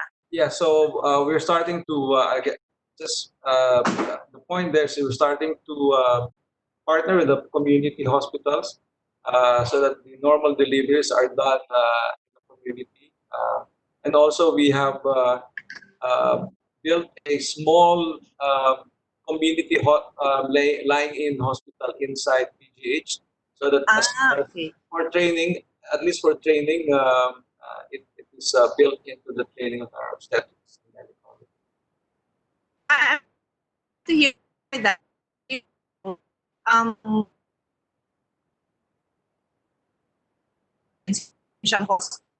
but within the we had a midwife run lab Yes. steps time. So that's another setup that would be ideal. So the mothers also have that there's nearby if necessary. Yeah. Okay. So I like what you pointed out. I guess we can if do you think we need a law for this? I mean, do you have any strong feelings about it, whether a law is necessary or it's something that you can do? Because the time is ripe. Yun nga, the crisis prevents these opportunities, and the president is very supportive of healthcare ever since naman. So the time is really ripe to get this done. I know there will be some resistance along the way. This is something that I feel the opportunity will not be here for much long. I mean, the resistance would be stronger when things are normalized. So this is incorporated in the universal healthcare, starting from the primary health system. So this is all, I think, a matter of implementing the universal healthcare act. Okay. Sige, I'm glad you pointed that out kasi we got stuck on many issues with universal healthcare implementation So baka you need a separate team pushing for the implementation of this in particular. Anyway, okay, thank you very much. Before I end, I think I mentioned this to you, but I finally found it. I mentioned a book to you. I think I mentioned it in a hearing. And now I'm not sure if I mentioned it to you directly or in a hearing that I had this book on the innovations of the Mayo Clinic. And I wanted to give you a book. And unfortunately, I only had one extra copy, but I lost the copy that I was going to give you. So now I found the copy I was going to give you, and I know it's for you because it's still sealed. It's my copy now that's missing because mine is open. It has ano. So for the record, ito yon. So bahala ka na. So it explains the journey of the Mayo Clinic on how they made innovations despite the fact that they're ongoing. They're open 24/7. So the ability to make change is quite difficult, di ba? Kasi you cannot shut down. But they found ways to continually innovate while still servicing. So I'll send this to you, and you can share it with whoever. Or UP style, you can photocopy it, but that is a intellectual property infringement. So I am not recommending that. Anyway, thank you very much. And I hope you and all your doctors have time to exercise, eat healthy, and relax. Mental. So feel free to stay, but if you need distraction, you're welcome to stay and to comment. If you need to go, understand. Thank you. Okay, so Dr. George Ignacio, also from UPPGH, head of oncology department and chair of the Cancer Institute of UPPGH. Sorry, my staff tells me that I'm breaking up. So if you need me to repeat something, sa team ko na lang, maybe just message me if you need me to repeat a statement if I'm not clear, if I wasn't clear because of the internet. Thank you, Dr. George. Floor's yours. Am I coming in? I'm not sure if I'm coming in well. Yes, you're good.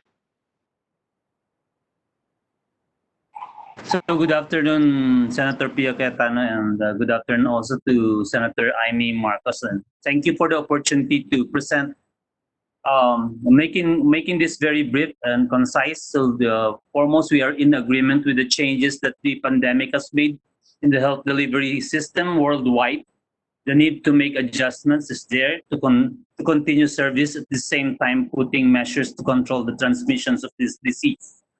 Cancer being the second leading cause of mortality in our country, in these important times, we need to continue to give the service despite the existence of this pandemic. And it is the challenge in the Cancer Institute because pre-pandemic, we used to look at 300 to 500 patients a day. Now in this pandemic era, we are looking at around 100 to 150 patients. It's still a big one compared to other centers, but we are actually making a lot of adjustments in this COVID times. So to sum up, my objective is to be able to give the delivery health service to cancer patients in this pandemic situation, to minimize the possible transmission, streamline the delivery system, to optimize the use of telemedicine, paperless communications, encourage a universal referral system, and to be able to make a community-based registry for cancer cases and to make researches possible. Actually, this is one of the recommendations in the universal health care. I'm not sure, but if everyone's aware of this, that the patient's journey for cancer when they go through the health centers should be empowered to see the programs that are used, because as we know, the reason why we have a very high mortality in our country compared to the Western is that we always see cancer patients at a late stage. At a late stage, so we should make our focus our attention in decreasing these patients who are in stage 3 and stage 4, thus being able to bring down our mortality rate in our country. So in the health center level, the changes would be the scheduling of patients to consult online. Of course, that would entail simultaneous education on the use of telemedicine. But then the centers should be equipped with PPEs and ventilations, things like that. The facilities of diagnostics should be made possible in this level. Blood examinations, X-ray, CT scans, MRI, ultrasound, and the mammogram. All of these things will contribute to be able to see or early detect cancer. Patients who are suspected with cancers will have biopsies depending on the local capability in the centers or any facilities that they are affiliated with. And this screening programs until interventions should be covered by our PhilHealth system. A big fear of the patients actually is because they will not be able to afford these interventions or be able to afford all these screening procedures, even if they go to the centers. That's the reason why even if they are available in our hospitals or in our centers, there are no patients who are coming in for screening. Just to say, the mammogram machines are available in a lot of centers, but patients are not availing it. So when you tell the patients that at 45 years old until 70 years old, you should have regular mammogram or at least once a year mammogram, they still don't go because they have a fear that they will not be able to afford even just a mammogram.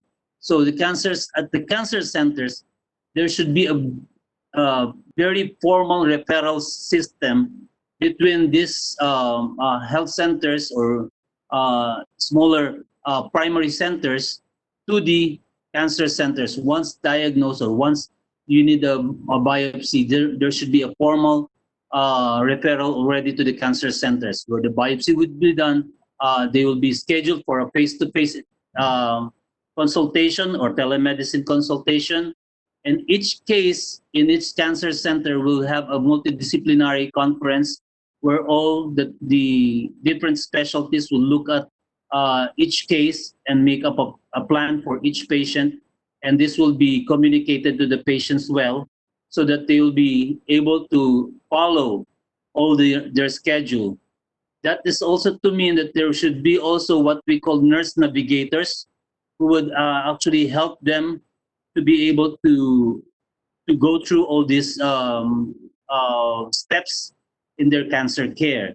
Nurse navigators are in place in most of the cancer centers in in the US and in Europe, but not formalized here, except when we started our breast care medicine access program, where we were required to have a nurse navigator and also for children's health. But the problem is not all hospitals have nurse navigators to assist the cancer patients through their journey in their cancer care.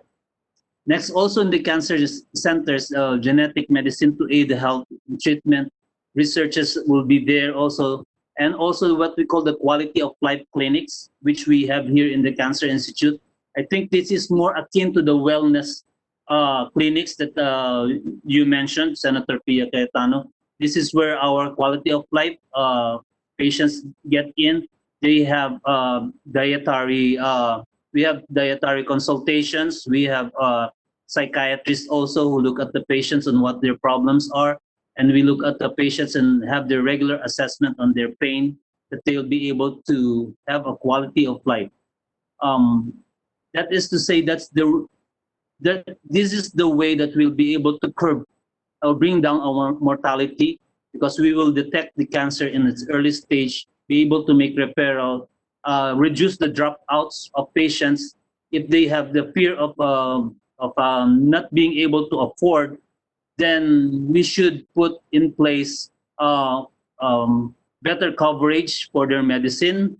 That is, of course, akin to the cancer care law that has been passed this February of this year, that now we are still waiting for its implementation.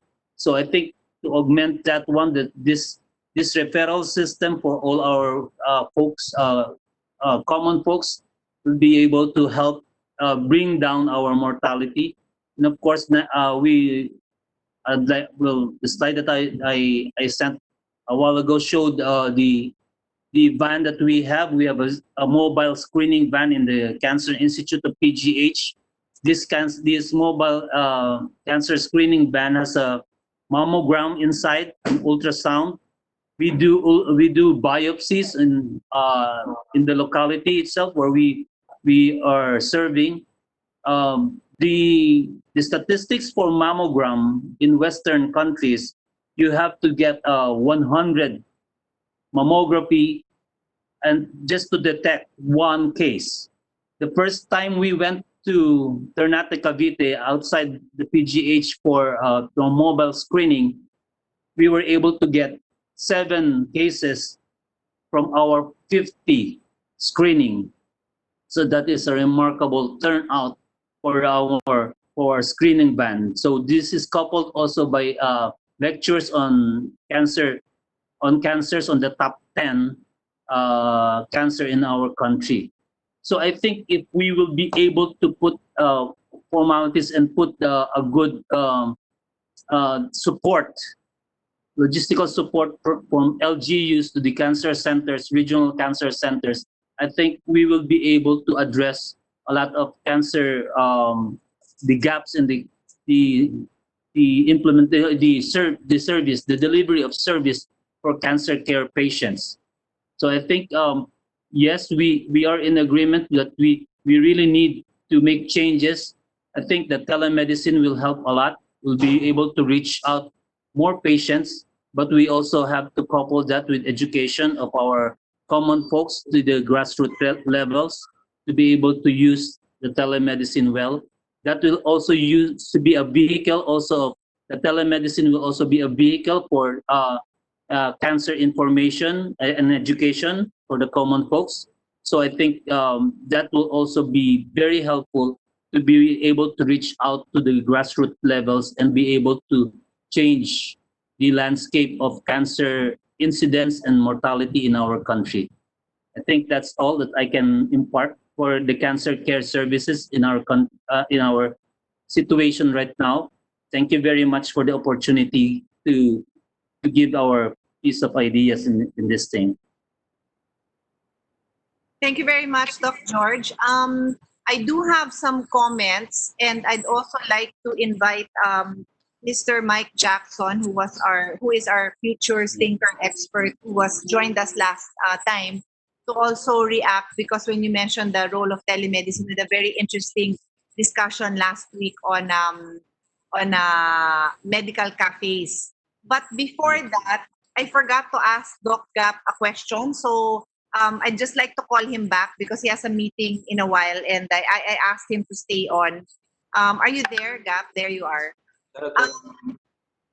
Yeah, so my question is, and it's actually directed to all of you, but you being a medical director overseeing, the whole picture, my question really is, I am curious to know uh, if you and your team, like over the years that you've been, well, you were practicing your specialty, neurosurgery, but now nga that you have the bigger picture, do you actually see a shift in some areas versus others? Like Doc George will say that there's an increase in cancer, but in that area, we still have a lot of undetected cases. So I don't know if you have the data that shows that is there really an increase or just there's just more detection, parang COVID, di ba?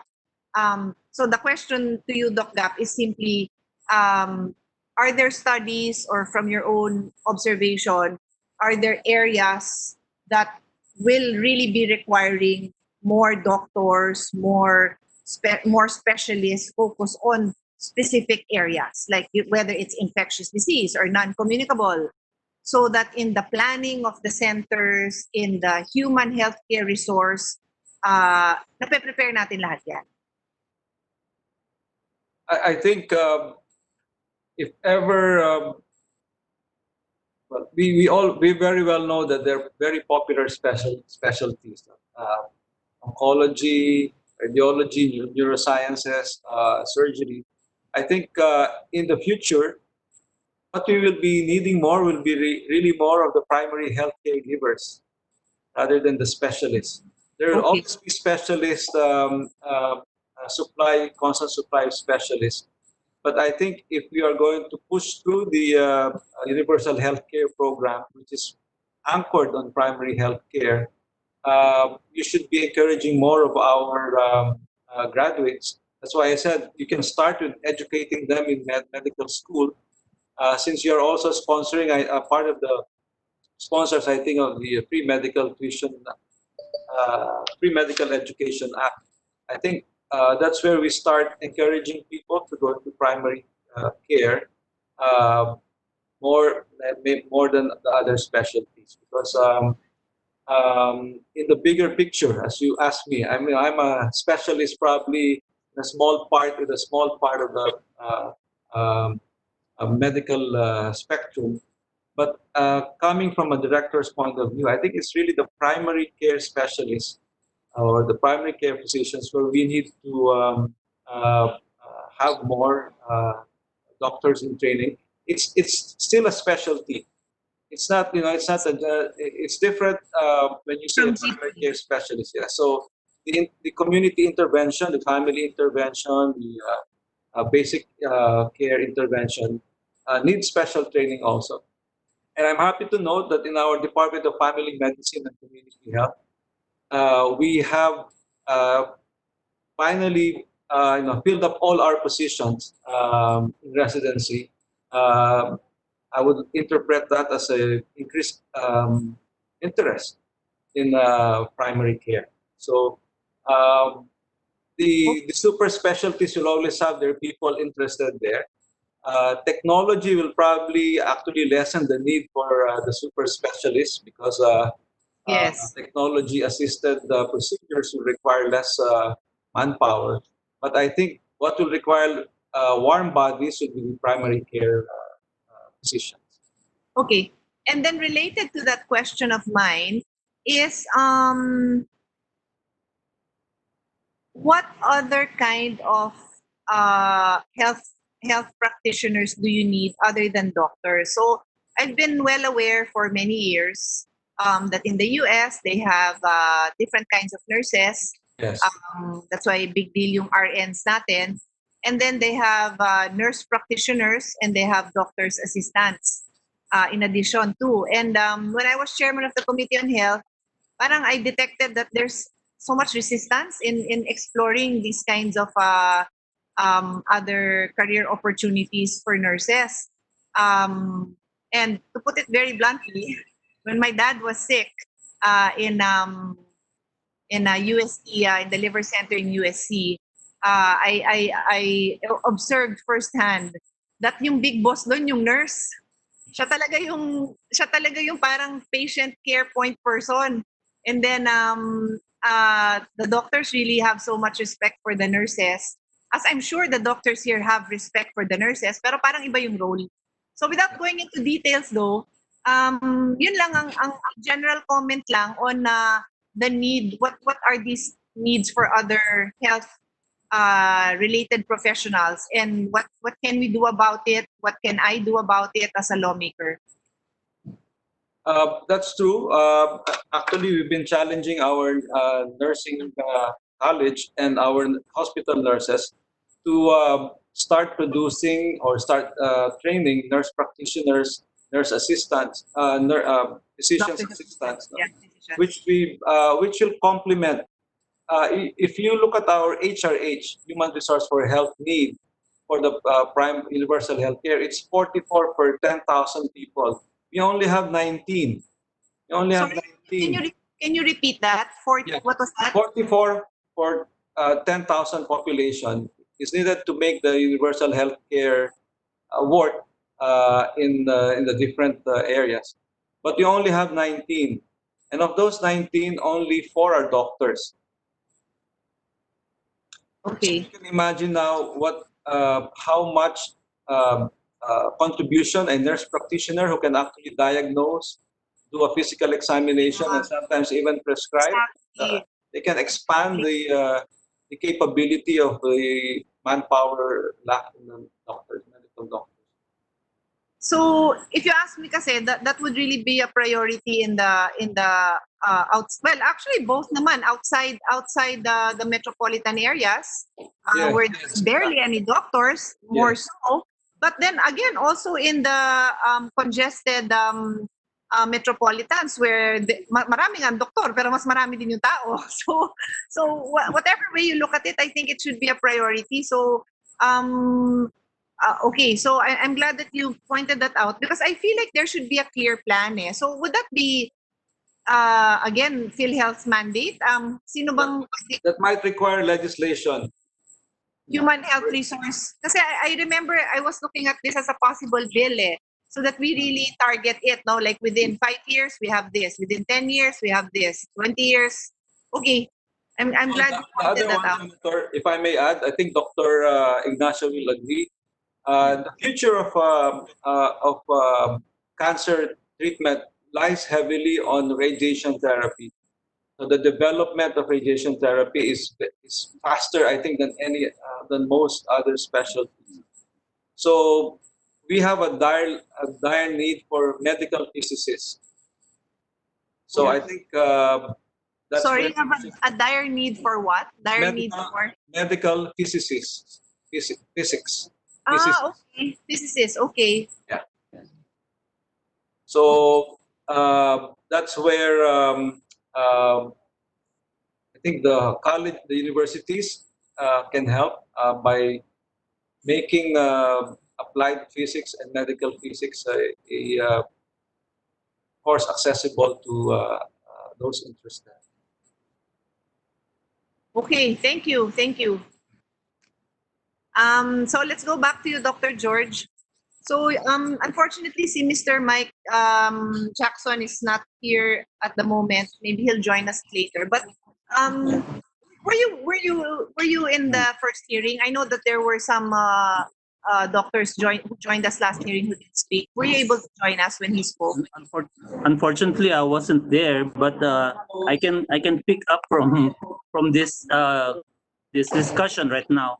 Yes, I agree with Dr. Legaspi that the problem with the advancement in radiation is that our physicists are just like the 20 plus around the country. And if you equip all the regional centers with radiation facilities, you will really be lacking in physicists. So it will not run. We will not be able to run it without those physicists. And also about these nurses that I was talking about a while ago. Yes, different specialty nurses are needed by our country. And as I was talking about nurse navigators, we Yeah. don't have we don't have plantillas in our hospitals for nurse navigators. That's the reason why even if I ask the nurses, I need a nurse navigator for the Cancer Institute, at least two. They are not able to give me one because they cannot put up any plantilla for that item for a nurse navigator. A nurse navigator is really, as you have pointed out with your experience, they are really well respected in cancer centers because they are the ones really guiding the patients Mm. to through their treatment. They're the ones calling that, oh, okay, you are due for your chemotherapy on Monday, so you better take your pre-medications before now, starting now, and they take it like this. So, and they are the ones following up the patients on their complications at home, and even the survivors. I know for one, my sister-in-law in who is enrolled in the Baylor. They are the her nurse navigator is calling her that you should be coming in for your exercises. So they have those exercises there for the survivors, also for your diet, etc. Things like that. So these are the nurse navigators' role. That's why they are very well respected in the cancer centers because they are the ones who are really well in touch with their patients. So each patient is very well taken care of. So if we can put those in place in our cancer centers, or even in other specialties, I would say that will mean a lot for our survivorship also. Okay. Sige, I really appreciate that. I can try let's try to include that na in the coming budget for PGH, yung nurse navigator, Maybe Wonderful. si Doc Gap can also help us identify what other areas would require this. Syempre, hindi natin malalahat yun, ano? So my Yes. experience also happens to be with my dad who had liver cancer. So Yeah. it's aligned with what you're saying. But ayan, si Gap is still there. Would there be other areas that priority for these nurse navigators? I wouldn't know eh. So baka you can just submit na lang to me, or if you say, sige, cancer muna, test it out, and then let's try to give to a few regional hospitals that also have cancer centers. Kahit yun ang i-prioritize. And then, that's why I was telling my team, we have to see the bigger picture before I start seeing the individual specializations because syempre kanya-kanyang labi yan ng pangangailangan, di ba? And lahat naman may kailangan. Alam ko naman yun. And I have a bleeding heart for everyone, but cancer is close to my heart, of course, in pediatrics, not neurosurgery. So, joke lang yun. So that's why I just really like to try to see the bigger picture. But I can really appreciate it kasi yun nga, we've had experience din sa cancer. Or I would say rin siguro sa children, no? Anything pediatric related din kasi medyo mahirap, diba, the kids have a hard time explaining themselves, have other issues to deal with. So if you can give those recommendations, baka babalik din yan sa'yo, Gap, like what like nurse lang naman yun. So at least we're not creating another another health human resource category. It's just a nurse, but we need the plantilla position. Yeah. So I don't In know. addition to that, Senator, I think when we did a study of our nurses who stayed in the Philippines, it is the satisfaction in the workplace that kept a lot of them. No? Not really of course, not the income, but Sapin, satisfaction in no the way. workplace. But so this type of leveling up of their role in healthcare, I think Yeah. will also solve the exodus of our nurses. So this is probably a very timely intervention also in terms of uplifting their role. Sige. And then dagdag ko na lang din kasi repeatedly in the health the first hearing on the future of health, it was also brought up, and just like the future of humankind in general, yung mental health nga.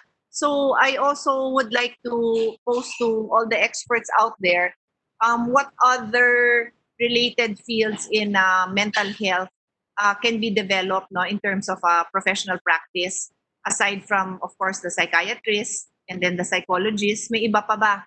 Like dun sa committee namin ng education, yung napag-usapan, dead end pala yung jobs ng mga guidance counselors.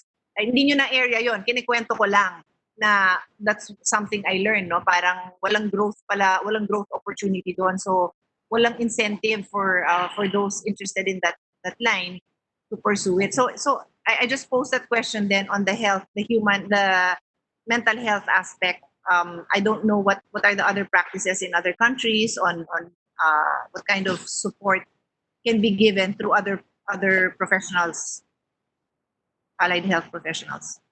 Okay, That'll be good. Thank you, Senator.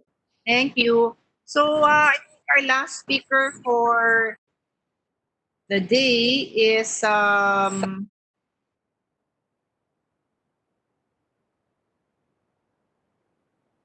Director Rosemary Liquete, Executive Director of NKTI.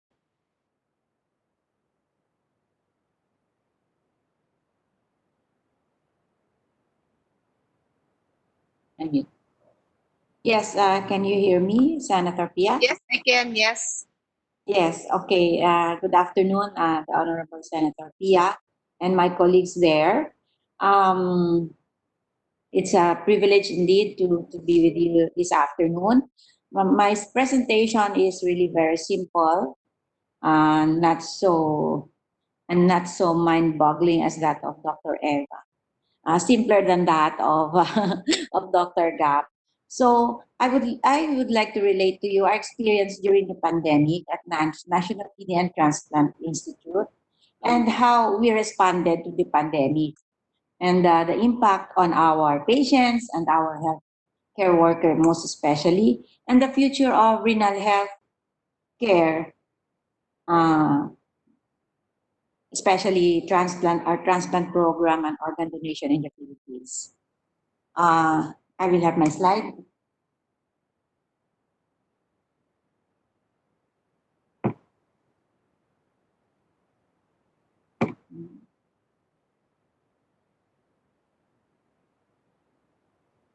Yan. Parang palaki.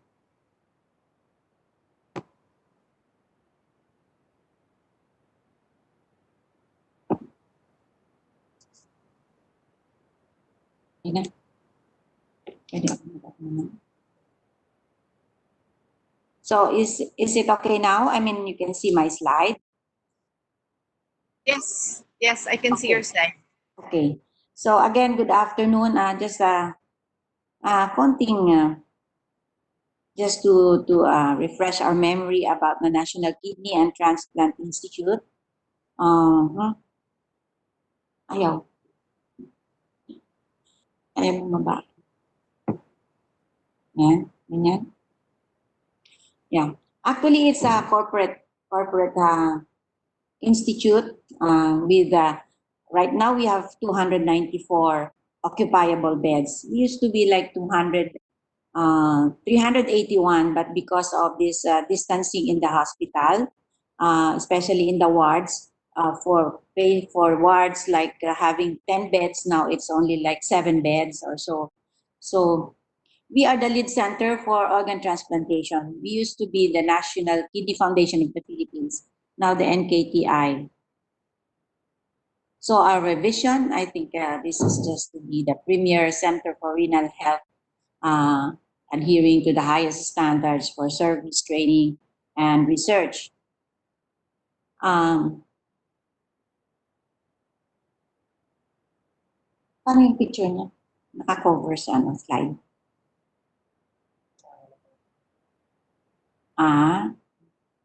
That's in their control. Okay, yeah, if you see here the percentage and the rise of renal disease, we are number 8 among other countries. The incidence rate per million population, so we are number 8 here. And in the Philippines, we used to be the number 6 killer in 2007. 10 years later, we are now in number 4. And I don't know now, 2020, after this pandemic, if this will rise some more. So I would like to talk more on the local burden of disease, of renal disease. It remains to be the leading cause, one of the leading causes of mortality. Around 2.3 million people have chronic kidney disease. And there is an increase in the dialysis patients, the one with a chronic renal failure, of 15 to 18% every year. And PhilHealth pays kidney patients or the facility for the kidneys like 10.8 billion per year. So from this graph, you can see the number, the top 3 causes of end-stage renal disease. Down the line, it's chronic glomerulonephritis. But nowadays, it's diabetes and hypertension. So if you have diabetes and hypertension, especially after 10 to 15 years, you can end up to dialysis, 10 to 15 years, especially with diabetes. And we are at the vulnerable age maybe. And the incidence now is rising. It's like 15% to 18% annually it increases. There are a lot of dialysis centers in the Philippines, but most of them are at the NCR, and more than 600 in different parts of the country. But that's not enough actually. There's not enough dialysis centers. Most centers would have 2 to 3 shifts per day. A shift is like 4 hours of dialysis. But NKTI, we are here, we have 4 shifts, like 24/7, now working for our dialysis patients. At the outset of the pandemic, we released an advisory to the effect that we don't want to take care of COVID positive patients because we are a transplant center and we have immunocompromised transplant patients. But we are forced by circumstances to manage them, most especially if they are renal patients or on dialysis. So what are the primary concerns that we have during this pandemic? So at the time, we have to limit our admissions, admit only renal emergencies, and those for vascular access and peritoneal dialysis access. And we have to stop our organ donation, that is the deceased organ donation and transplantation. We want to limit people going into the hospital. Even if we have triads officers, you can always have these lapses in our security. So of course, no face-to-face training and conferences. We have to strengthen our hospital referral system. This is where our network with the other hospitals and the NCR, of course, and our referral quadrant hospitals. The OPD, whether it's pay or service, we have suspended it. And of course, the PPE, that's also one reason maybe that we have some break in our system, that we have positive health workers nowadays. So the procurement is very critical, that we have to provide all our health workers with different levels of PPE. As to the work arrangement, we have to have a skeletal force in our hospital, again, so as to limit the exposure of our health workers. And along the line, as we uh, did a lot of advisories and guidelines, we're able to draft the first NKTI COVID manual, which we will finalize soon and maybe share with other hospitals. Information drive, through the hospital, in the hospital, and circulars and guidelines. So this is a sample of what we had in the hospital, just to tell the patients that we have this ingress area. We have to close some of the entrances. Mahalagang paalala, not only are the patient positive, but also the bantay, no? And we have to call our patients because we have a lot of backlogs, especially in surgery, to wait for our call until we have these normal operations. Now, this was very important to us, the modification of our infrastructure. And we had to control the ingress and egress of people, not only of patients, and each entrance with triage officers, and fill up the health certificate. Again, a very huge change in our infrastructure is conversion of uh, 4 wards into isolation. But we decreased our ward accommodation, meaning those patients who were occupying 2 beds, for example, since we have to have only 1 patient in that room as an isolation. So we decreased our ward or room capacity. Initially, we had only 1 tent because we are supposed to have only 1 triage tent and refer patients to lung center or so on other centers.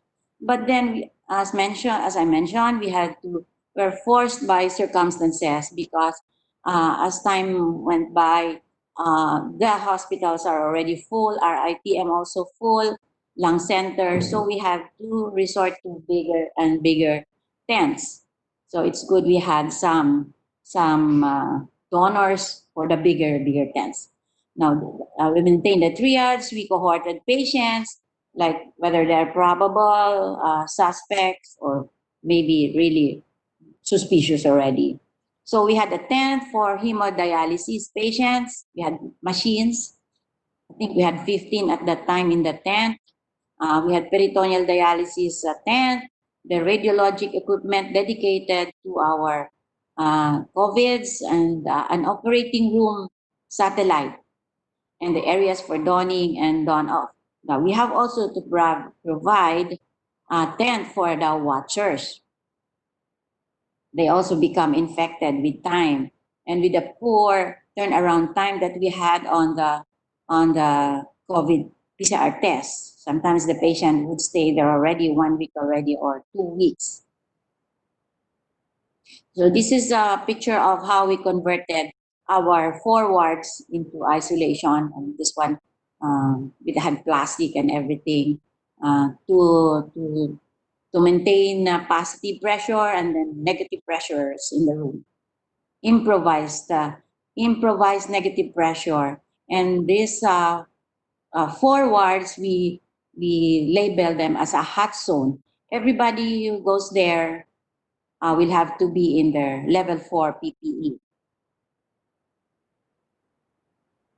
So this is what I meant for these areas in the second floor of the hospital, our hot zone, this one the ICU, and then the ward 2A, 2B, and 2C, and 2D.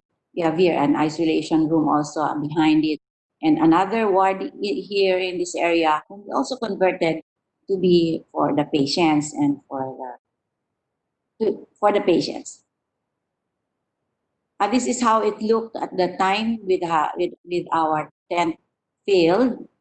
Here, the critical area for intubated patients. And this one, we had the HD tent. We call them major and then this one the daytime tent. They have different functions at the time. And also these are the other tents that we had. You can see here the Red Cross tent. Here. Actually, one of the we had two. One of these one became our hemodialysis tent, and this one our isolation test for patients who had positive COVID already, and radiologic tent namin, and doing X-rays and ultrasounds for these patients.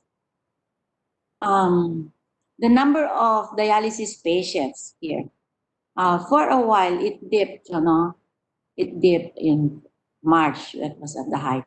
And now it's going up again because a lot of our suspects are probable, and even the positives are on dialysis, whether they be peritoneal or hemodialysis. We have the most vulnerable patients, I believe, compared to other hospitals, because aside from being renal, they have hypertension, diabetes, so maraming comorbidities.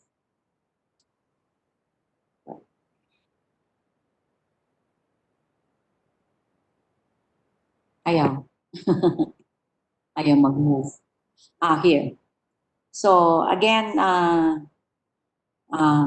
just to mention, in the past 2 weeks, that's from June 29 until yesterday, that's why we had some advisory again. We noted an increase in the confirmed COVID patients in our hospital. So because we have now a PCR test in our hospital, we can do it faster. So this is our increasing trend in the past 2 weeks alone. And not only that, this one, as the number of confirmed cases increased, so does the number of our health worker who becomes positive. So as of yesterday, it was 139. Today, it's 145. So it's an average of 4 health workers would be positive in the past 2 weeks alone.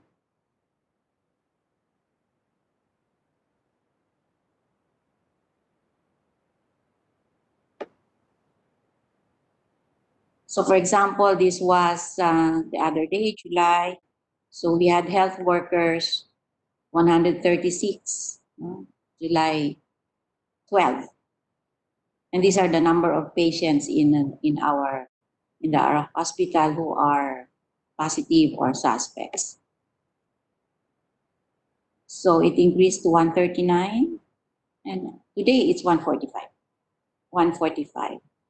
So we have dedicated actually 138 beds for COVID, and it's 100% full today. We are asking the help of other hospitals so they will accept our referrals of positive patients.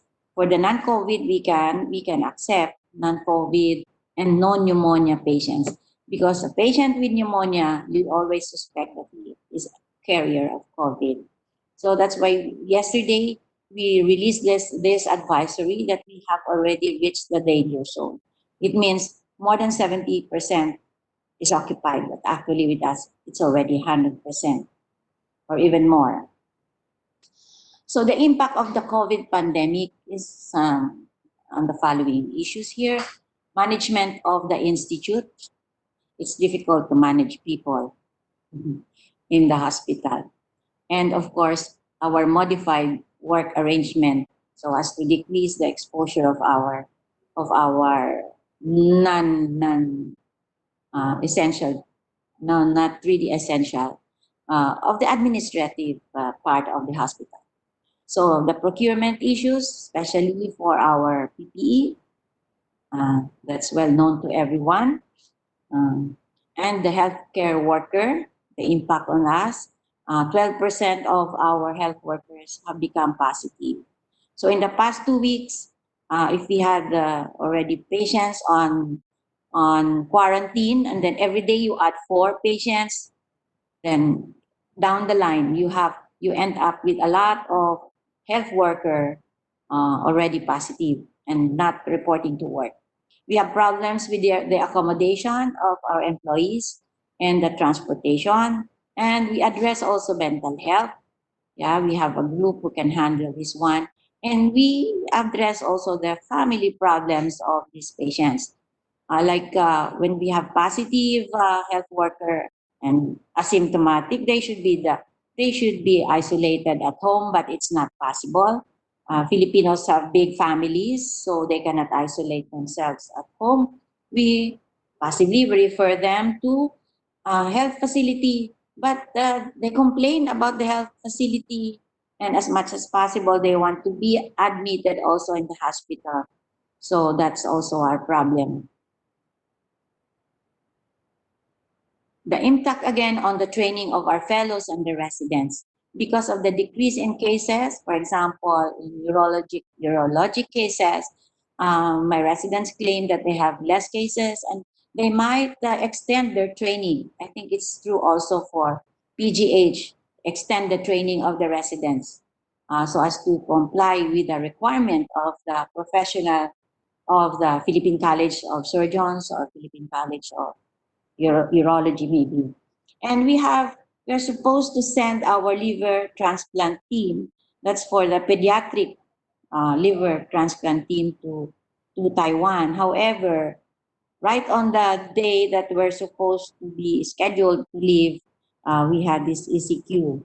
So up to now, we cannot send them yet to Taiwan until such time that they have cleared the path for us. For now, the communication is that if they enter Taiwan, the day before they should have a swab. So negative swab, and then while in Taiwan, they will have to quarantine first for 2 months, 2 weeks, and that's the expense on the part of the government. So this liver transplant training abroad is also being supported by Office of the President and also by Senator Bongo. Yeah. As to our patients, it's difficult for our patients to come to the hospital, especially our transplant patients for their laboratory, regular checkup, because of the fear also of the virus, aside from the transportation and the financial difficulty that they have. Most of our cases, or transplant cases, or in the outpatient, they are service patients and they rely mainly on guarantee letters, which are given by your office from the Senate and from the legislature, the Congress, through the DOH, and they have difficulty in obtaining uh, GL, guarantee letters. And then the problem of community transmission of the disease is very important because as we can see now, even no matter how we control it in the hospital, when our health workers go home with their family, they are infected, whether by the family or wherever. So that's why when we have tests for these families, for these patients, we have common family names because they live in one house. Now, the impact on the care and organ transplantation. Of course, we have decreased in our transplant.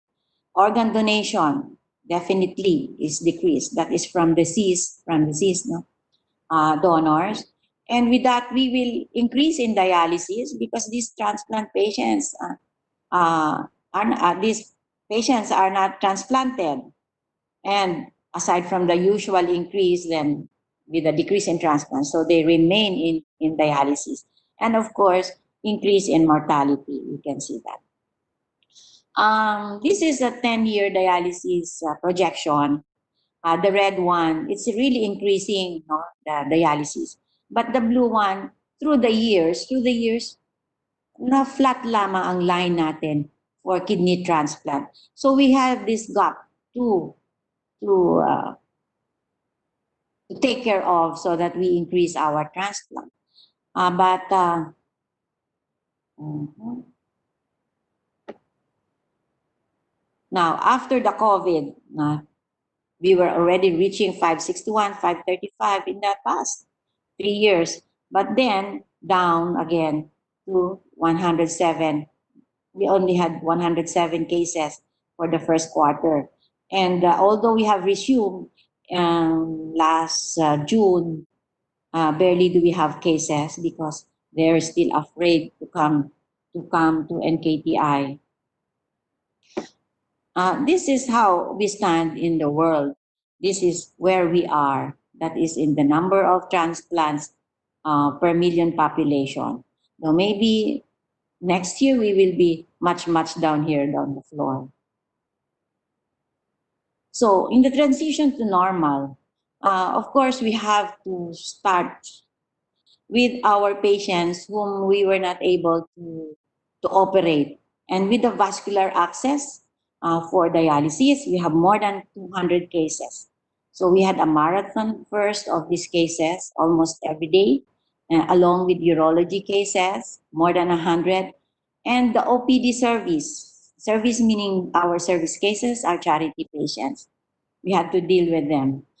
Before we used to have like 300 a day, but when we opened up, we didn't really open full blast because we have to control.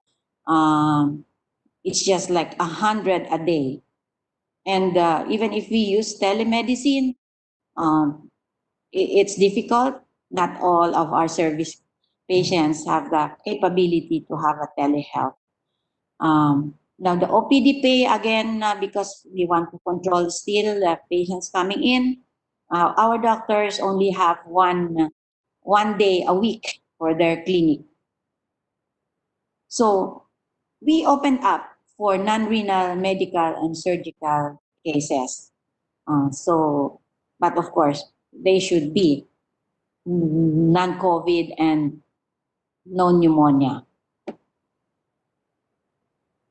This is, I would like to, this is the capsule really of my talk now. The universal healthcare should be able to bridge the gap.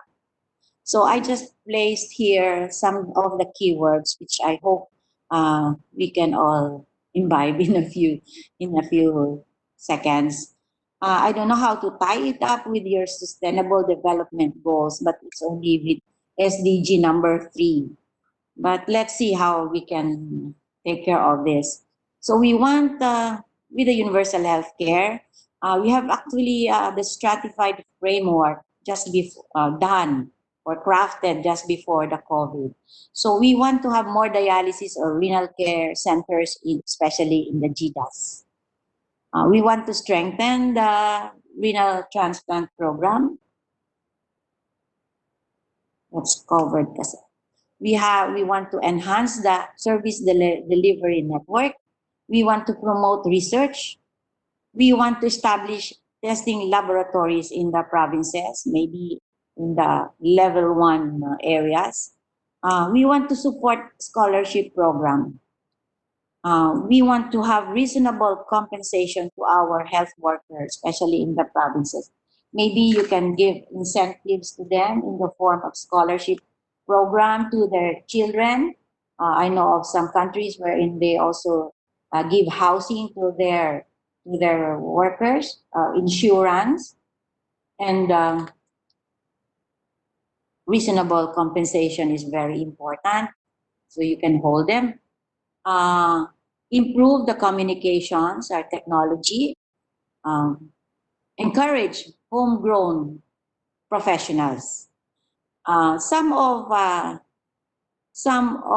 doctors, for example, once they taste the Imperial Manila, practice in Imperial Manila, they don't want to go home anymore to the provinces. So we encourage the training of homegrown professionals. And then I think one thing should be here, update on the field health reimbursement. That's why we have lots of patients coming in at NKTI because some of the dialysis centers have closed because of COVID and because of failure of field health to give them their reimbursement. Here, these two, population explosion control. I was in Taiwan sometime recently, and Taiwan has been with universal healthcare for more than 20 years now. And right now they have a population like 25 million, and they are very successful on this. and they have a very good national ID system. Now, 25 million, this is our population in the NCR. I think that is one reason why we are failing in the control of this COVID in the NCR. We cannot control the population here, 25 million in the NCR alone. So I guess this is where I'll end. And the future of healthcare is changing with the times. It's ever dynamic. It is also multi-dimensional. As to NKTI, the future I hope will not be hampered by this COVID because we have 4 buildings upcoming at NKTI, which we hope to build in 2 years or 3 years. The medical arts building, which has been awarded, the OPD also awarded, the PD warehouse for our peritoneal dialysis, which is it's standing now. It's for completion by October. And of course, the hemodialysis building. If we have this hemodialysis building soon, it can have it can house like 200 to 120 to 20 stations. So that is the plan for NKTI, and we hope this will not be hampered by this COVID problem pandemic. Thank you very much. I think that's it.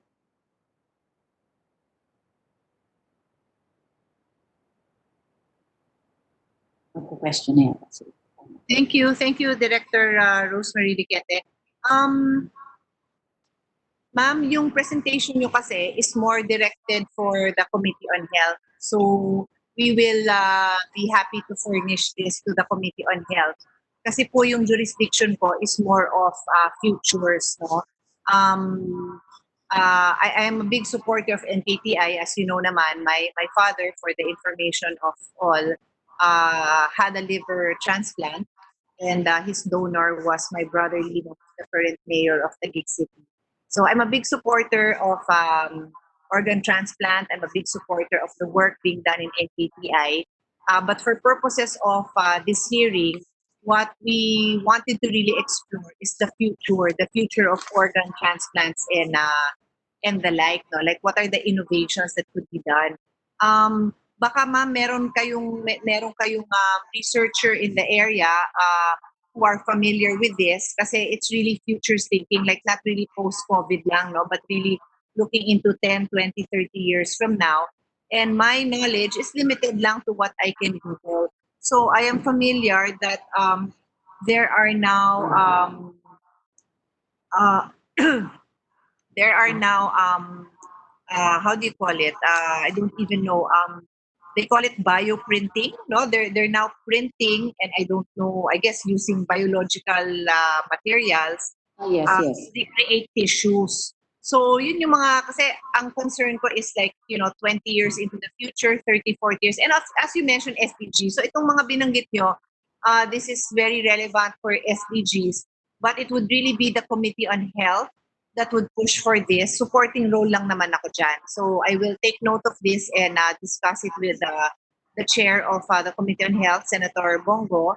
But on my part naman, and noted din yan for our SDGs kasi we want to be sure that we can attain those goals. So I'm also not familiar. I'll also ask my staff to do some research on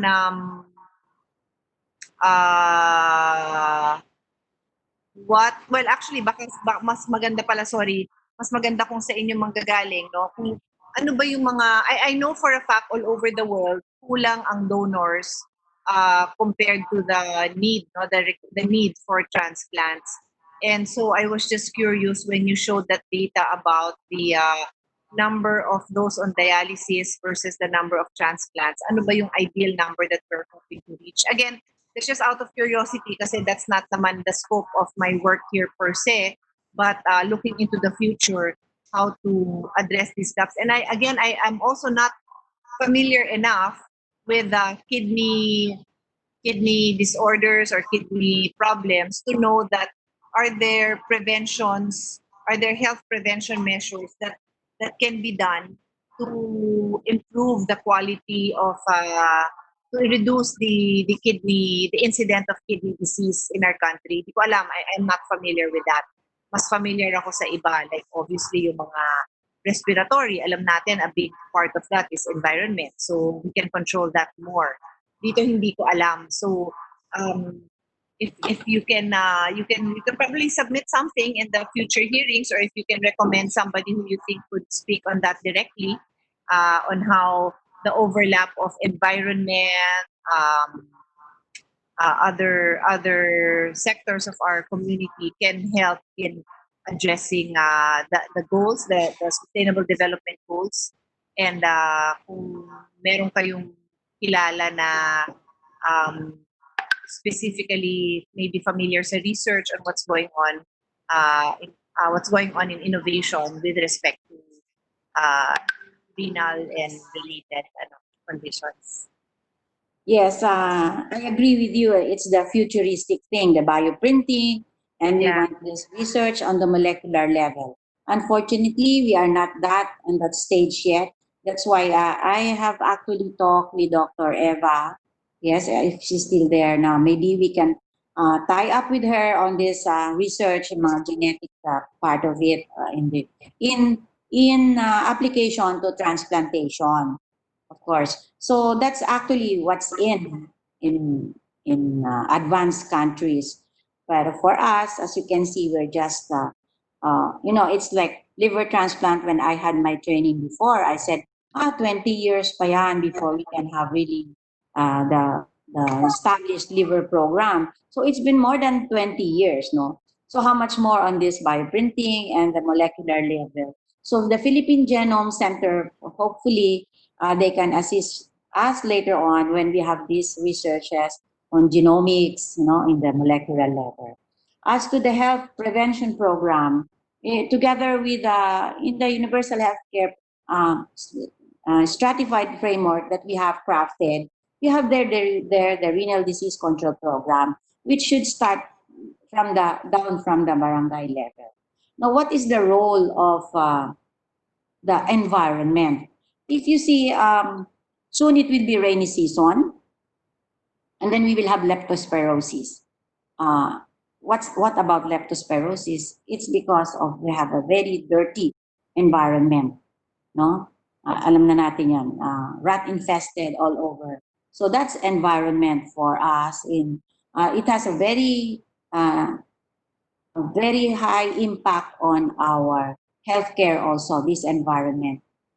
This leptospirosis, it will soon come up after this COVID. And as to donors, usually we have the living donors, no?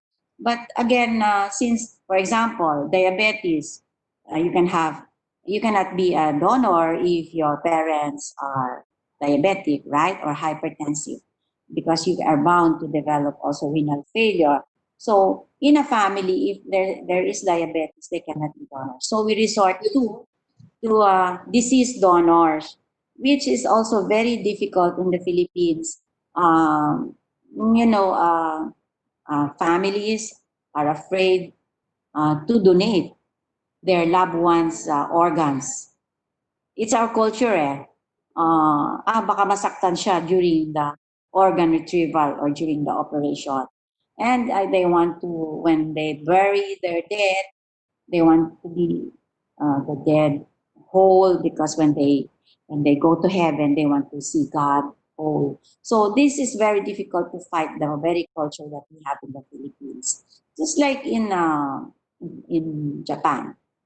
But then, if you go to USA, to Spain, and Europe, they're very much open to deceased organ donation. So that is the gaps that we want to address, of course. And you're right, research. No, I wrote there, promote research. It's wala lang siyang details. But of course, abroad, nasa molecular level na ang research. In what way? One thing is that if you can find an immunosuppression, suppressive medicine that is very specific, then you may not actually reject the organ or the graft. So, dyan naman yun in the in the search for a very potent immunosuppression. There goes your genomics there, the molecular level. So I think that's if that could help.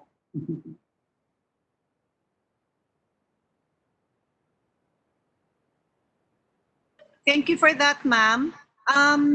See you, Yusek Brenda of DOST. We will give you time naman to have your full presentation. So I don't want to, shortcut any statement that you want to make on innovations, on, kasi that's really your area. But of course, if you have a quick comment, you're welcome to make one. But you will still have your time to for a full presentation in the next hearing naman. Did you want Okay. to make a comment? Yes, actually, Senator Pia, Madam Chair, there's something bothering me. How do we make the future healthcare service more inclusive, such that no one is left behind, such that everybody can can afford and have access to that service delivery, to the healthcare service delivery. Of course, if you talk about innovations, madali. Kasi with all the expertise, with all the talents of Filipinos, madali po yun. But how do we make this affordable? How do people in the geographically isolated and disadvantaged areas take part? Yun, those are the things that's bothering me, Senator Pia. Thank you.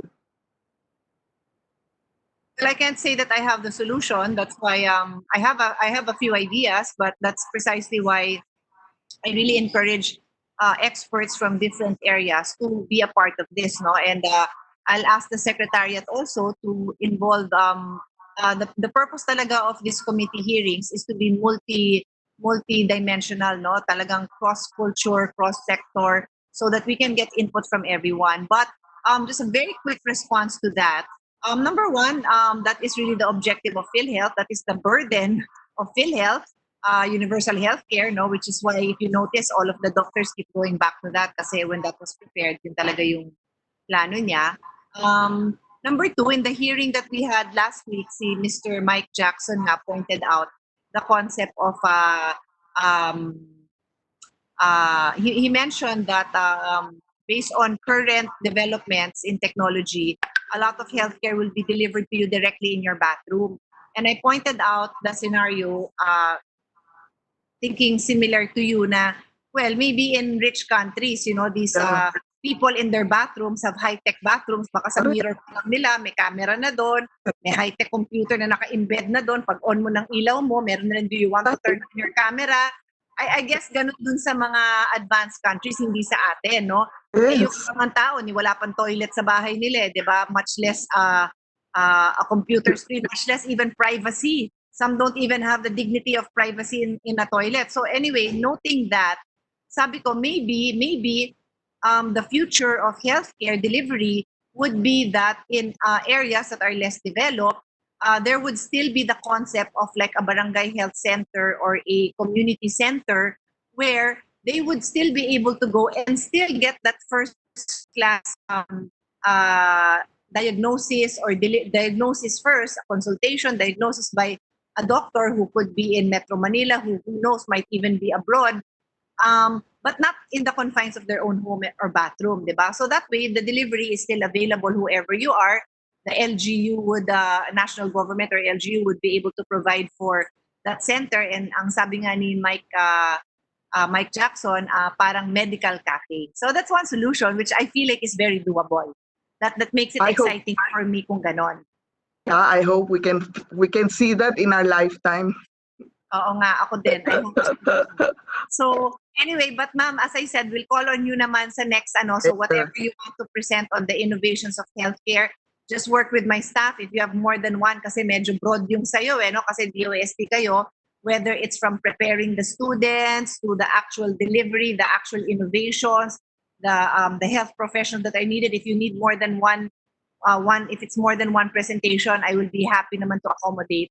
I just like to break them up into shorter segments para we all can digest this and have time to understand and even give feedback. So we'll include you for next time.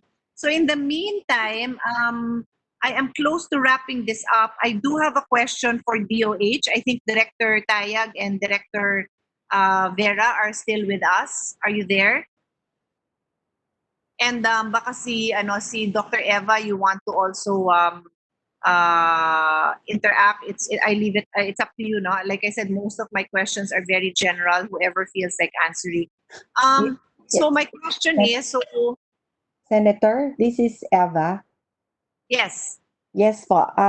I'd like to respond, Senator, sure, to Yusek Brenda's question. sure. Go Yes. ahead.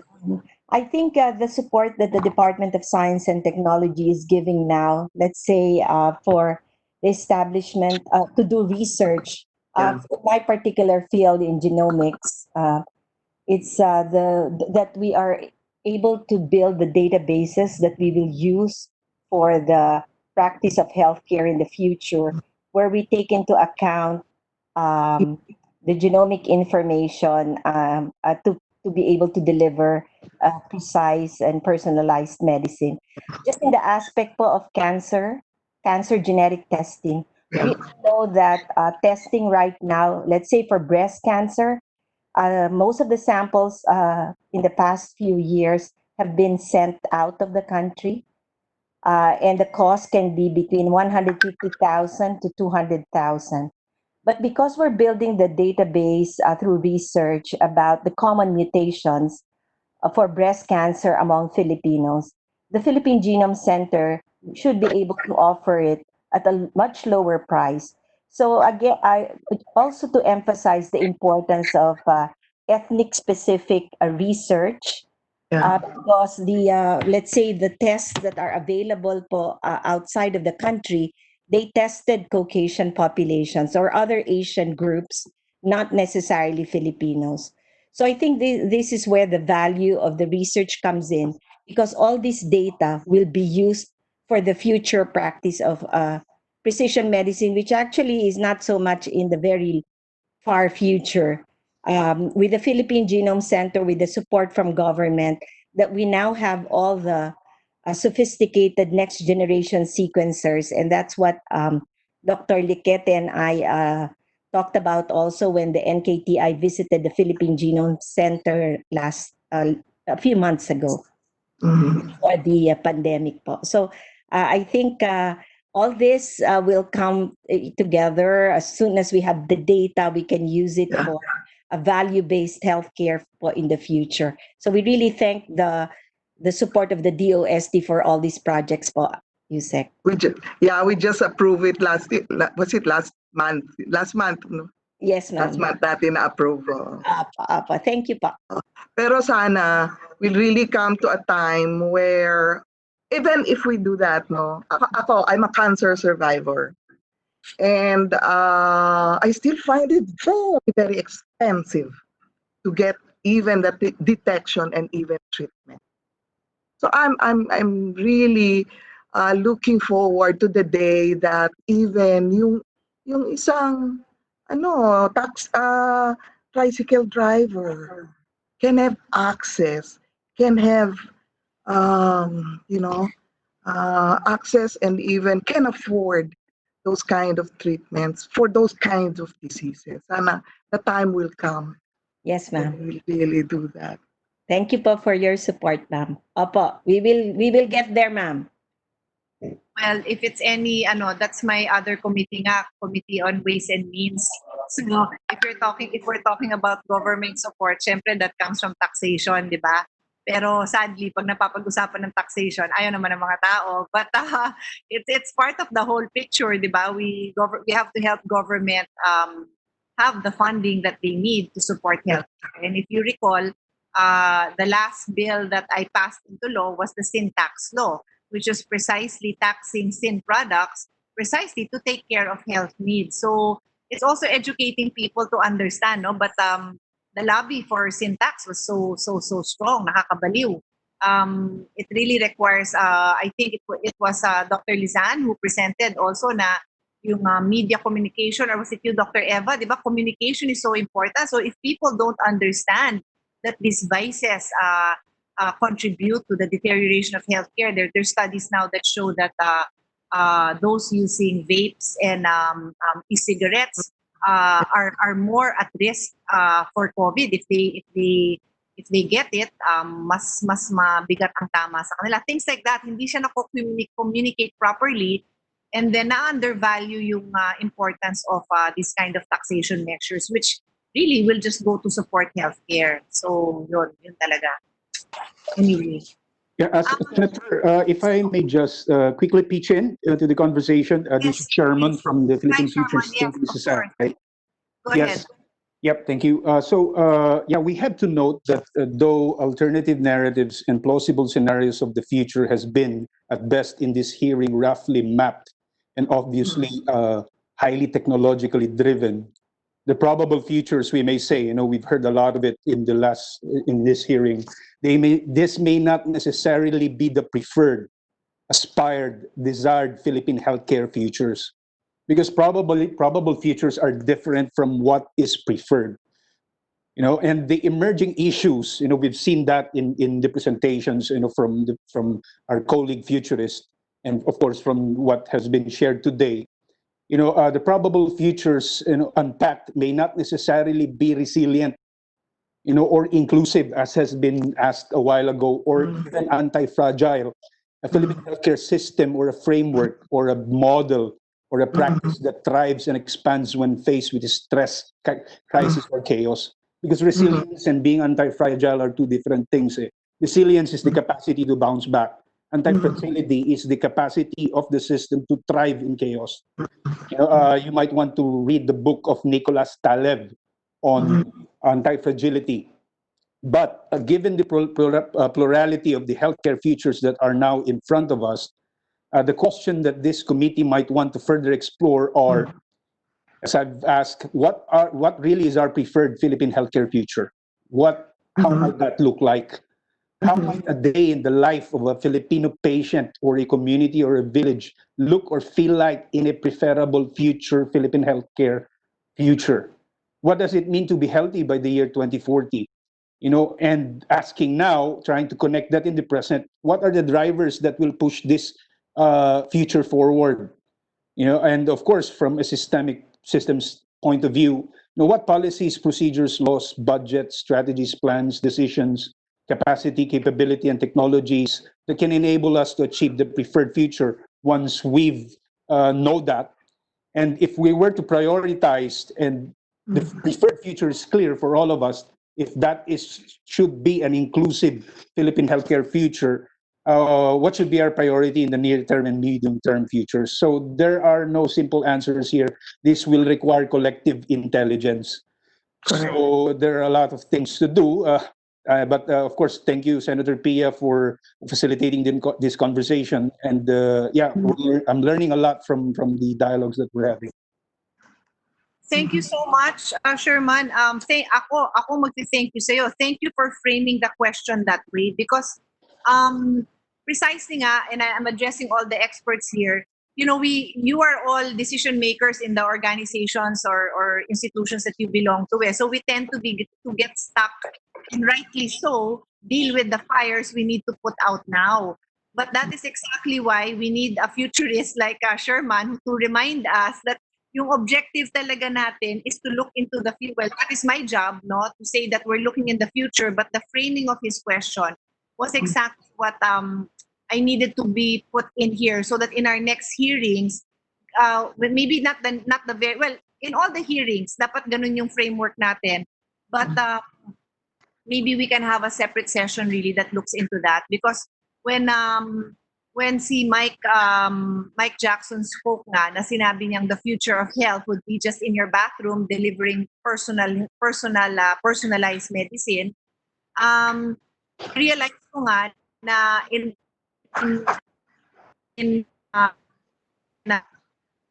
books, in research that I read, the future of healthcare is really hope, making people comfortable, making them be able to live their full life without having to be in a hospital setting. And if they are in a hospital setting, We want it to be as close to a normal nila. Answer very, very in simple terms, yun yung sabi doon. But to be able to deliver care in that with that environment, the details are now what have to be discussed, di ba? How do you actually deliver it in that kind of setting, di ba? Inom ka lang ba ng pill, okay na lahat?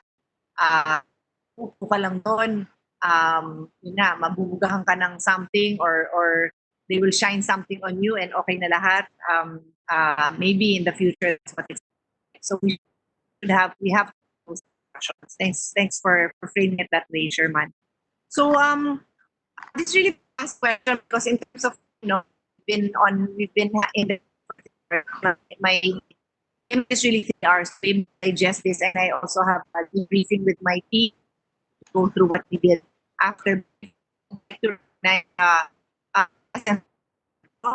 uh, he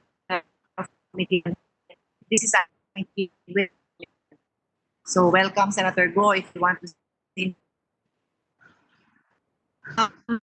I call on POH also. I already mentioned that I think that's my last for DOH. No? Dr. Tayag, by your connection with this doctor. And I um, sure is really about future in terms of possible pandemics. I just didn't uh, then I've been reading it in the past weeks that we have prepared for either mutation of kids, we have to be prepared for similar pandemics. For the last years, there health experts have been watching, whether it was Ebola, SARS, been watching all COVID that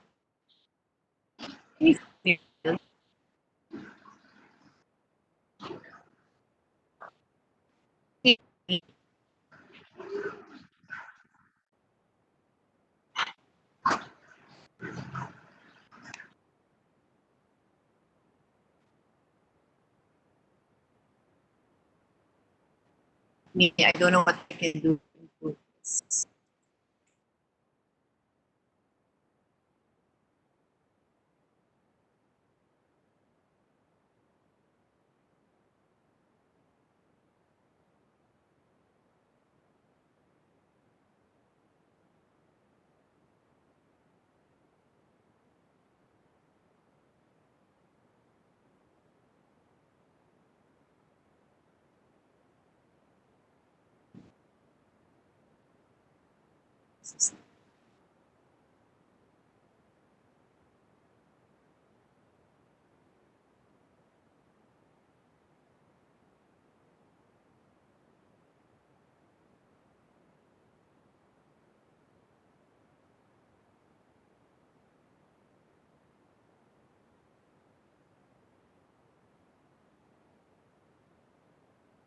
How's Can you hear me? Thumbs up.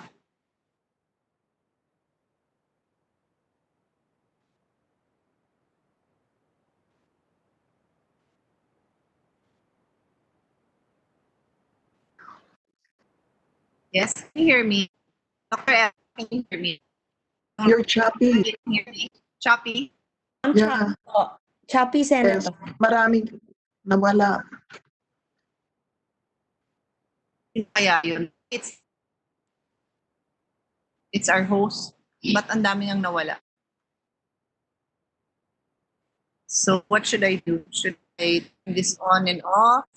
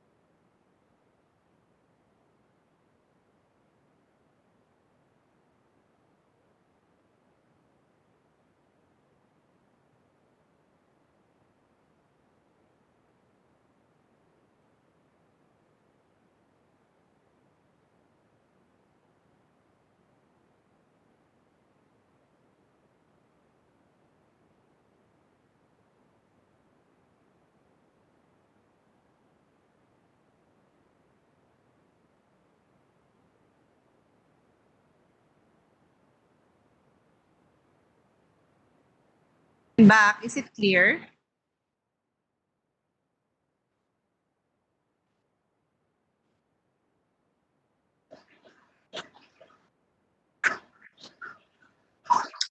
Am I clear? Can I get a response? Yes, yes, Senator. Now you're clear. You're back.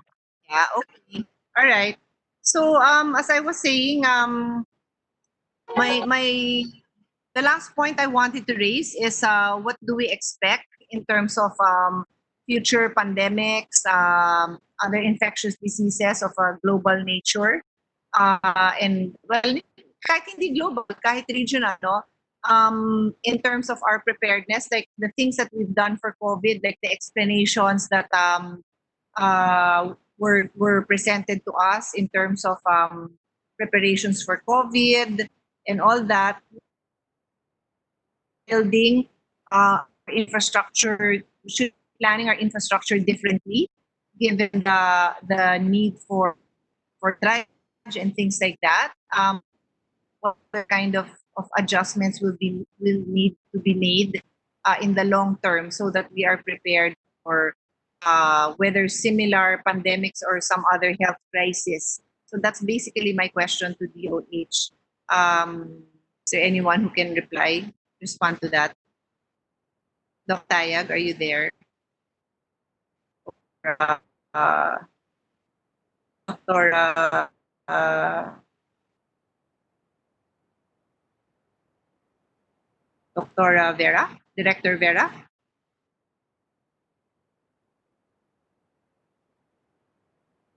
Anyone? In the meantime, while the DOH is not yet responding, maybe I'm Michael T from UP Manila. Yeah, hi. Welcome. Yeah, thank you for this invitation. Perhaps one of the things we have to look at is unified data. Our our healthcare system is so devolved and data gathering is so fragmented that there is really nothing that we can get in terms of valuable information to use for forecasting. Forecasting will allow us to plan our resources in terms of how we are going to procure, and when to deliver, so that just-in-time delivery can be done, saving our government money for this for planning. And in our response, the needs of our people will be met immediately. We have Health Policy Development and Planning Bureau in the Department of Health, but it's also in their own 2020-2023 objective that they are admitting that the fragmented and devolved health system does not allow them to plan very well.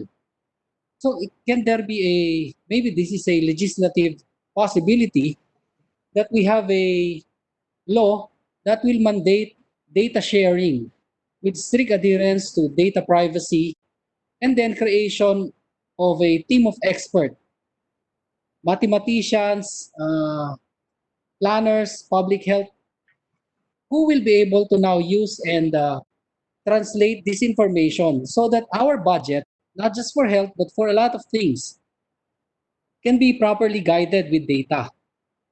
That's number one. Because in terms of what we are looking at in the future, I can probably look at three building blocks when you talk about this. The first building block is the public health, the whole community as a patient. Second will be the clinical face-to-face, the patient in front of you as your patient. And then the third problem will be education that was mentioned earlier. So with these three building blocks properly addressed through concrete data sharing, then maybe we can have a future that is appropriate and more responsive to the needs of the Filipino. We are a many geographically independent area, hard to reach. So the situation, for instance, in Manila for education is not the same as the situation in a geographically isolated area where there is no COVID. So why is the unified data important? Because you can then say that this is the correct way of chopping our response. You cannot have one simple response like online for all. What if barrio, the students, the pupils do not have COVID? Then they can have a face-to-face situation as long as strict border control. But we will not know that unless we have honest to goodness sharing of data. That's all, ma'am. Thank you. Sorry. And yes, I'm familiar with that issue, and I am also a supporter. Um, I'm not sure if UHC would have some provision on that, but if wala, then I would be happy to spearhead this. Thank you, um, Turkey. So I'll leave it at that, no. We're over my dead kasi sa timing lang, no. And I'd like to allow people to come back with a fresh mind next week. Can I just ask the team, guys, do we have another date set? Is it next Tuesday or wala pa? Just so that you will receive formal invitations, but if I have a date, I'll be happy to share it with you. And we will go through the other resource person who have not spoken. But, for those who are free, you're always welcome to join, to listen, and to react. No, just to acknowledge the presence of those who took time to be with us today. Sa Food and Drug Administration, si Miss Flor Leha.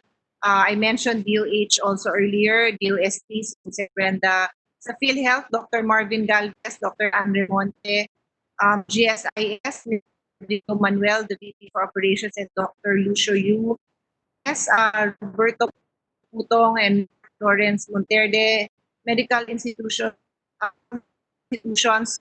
Philippine Neurological Association, Dr. Anthony Piano, RIT, Dr. Sana Ditanco, and yeah, the others were already acknowledged and spoken. So we will suspend session today unless any of my colleagues, Senator Bongo, Senator Amy Marcos, want to say anything or have any questions. If not, you will be notified of this hearing. I tentatively it's set on July 23, but we will confirm.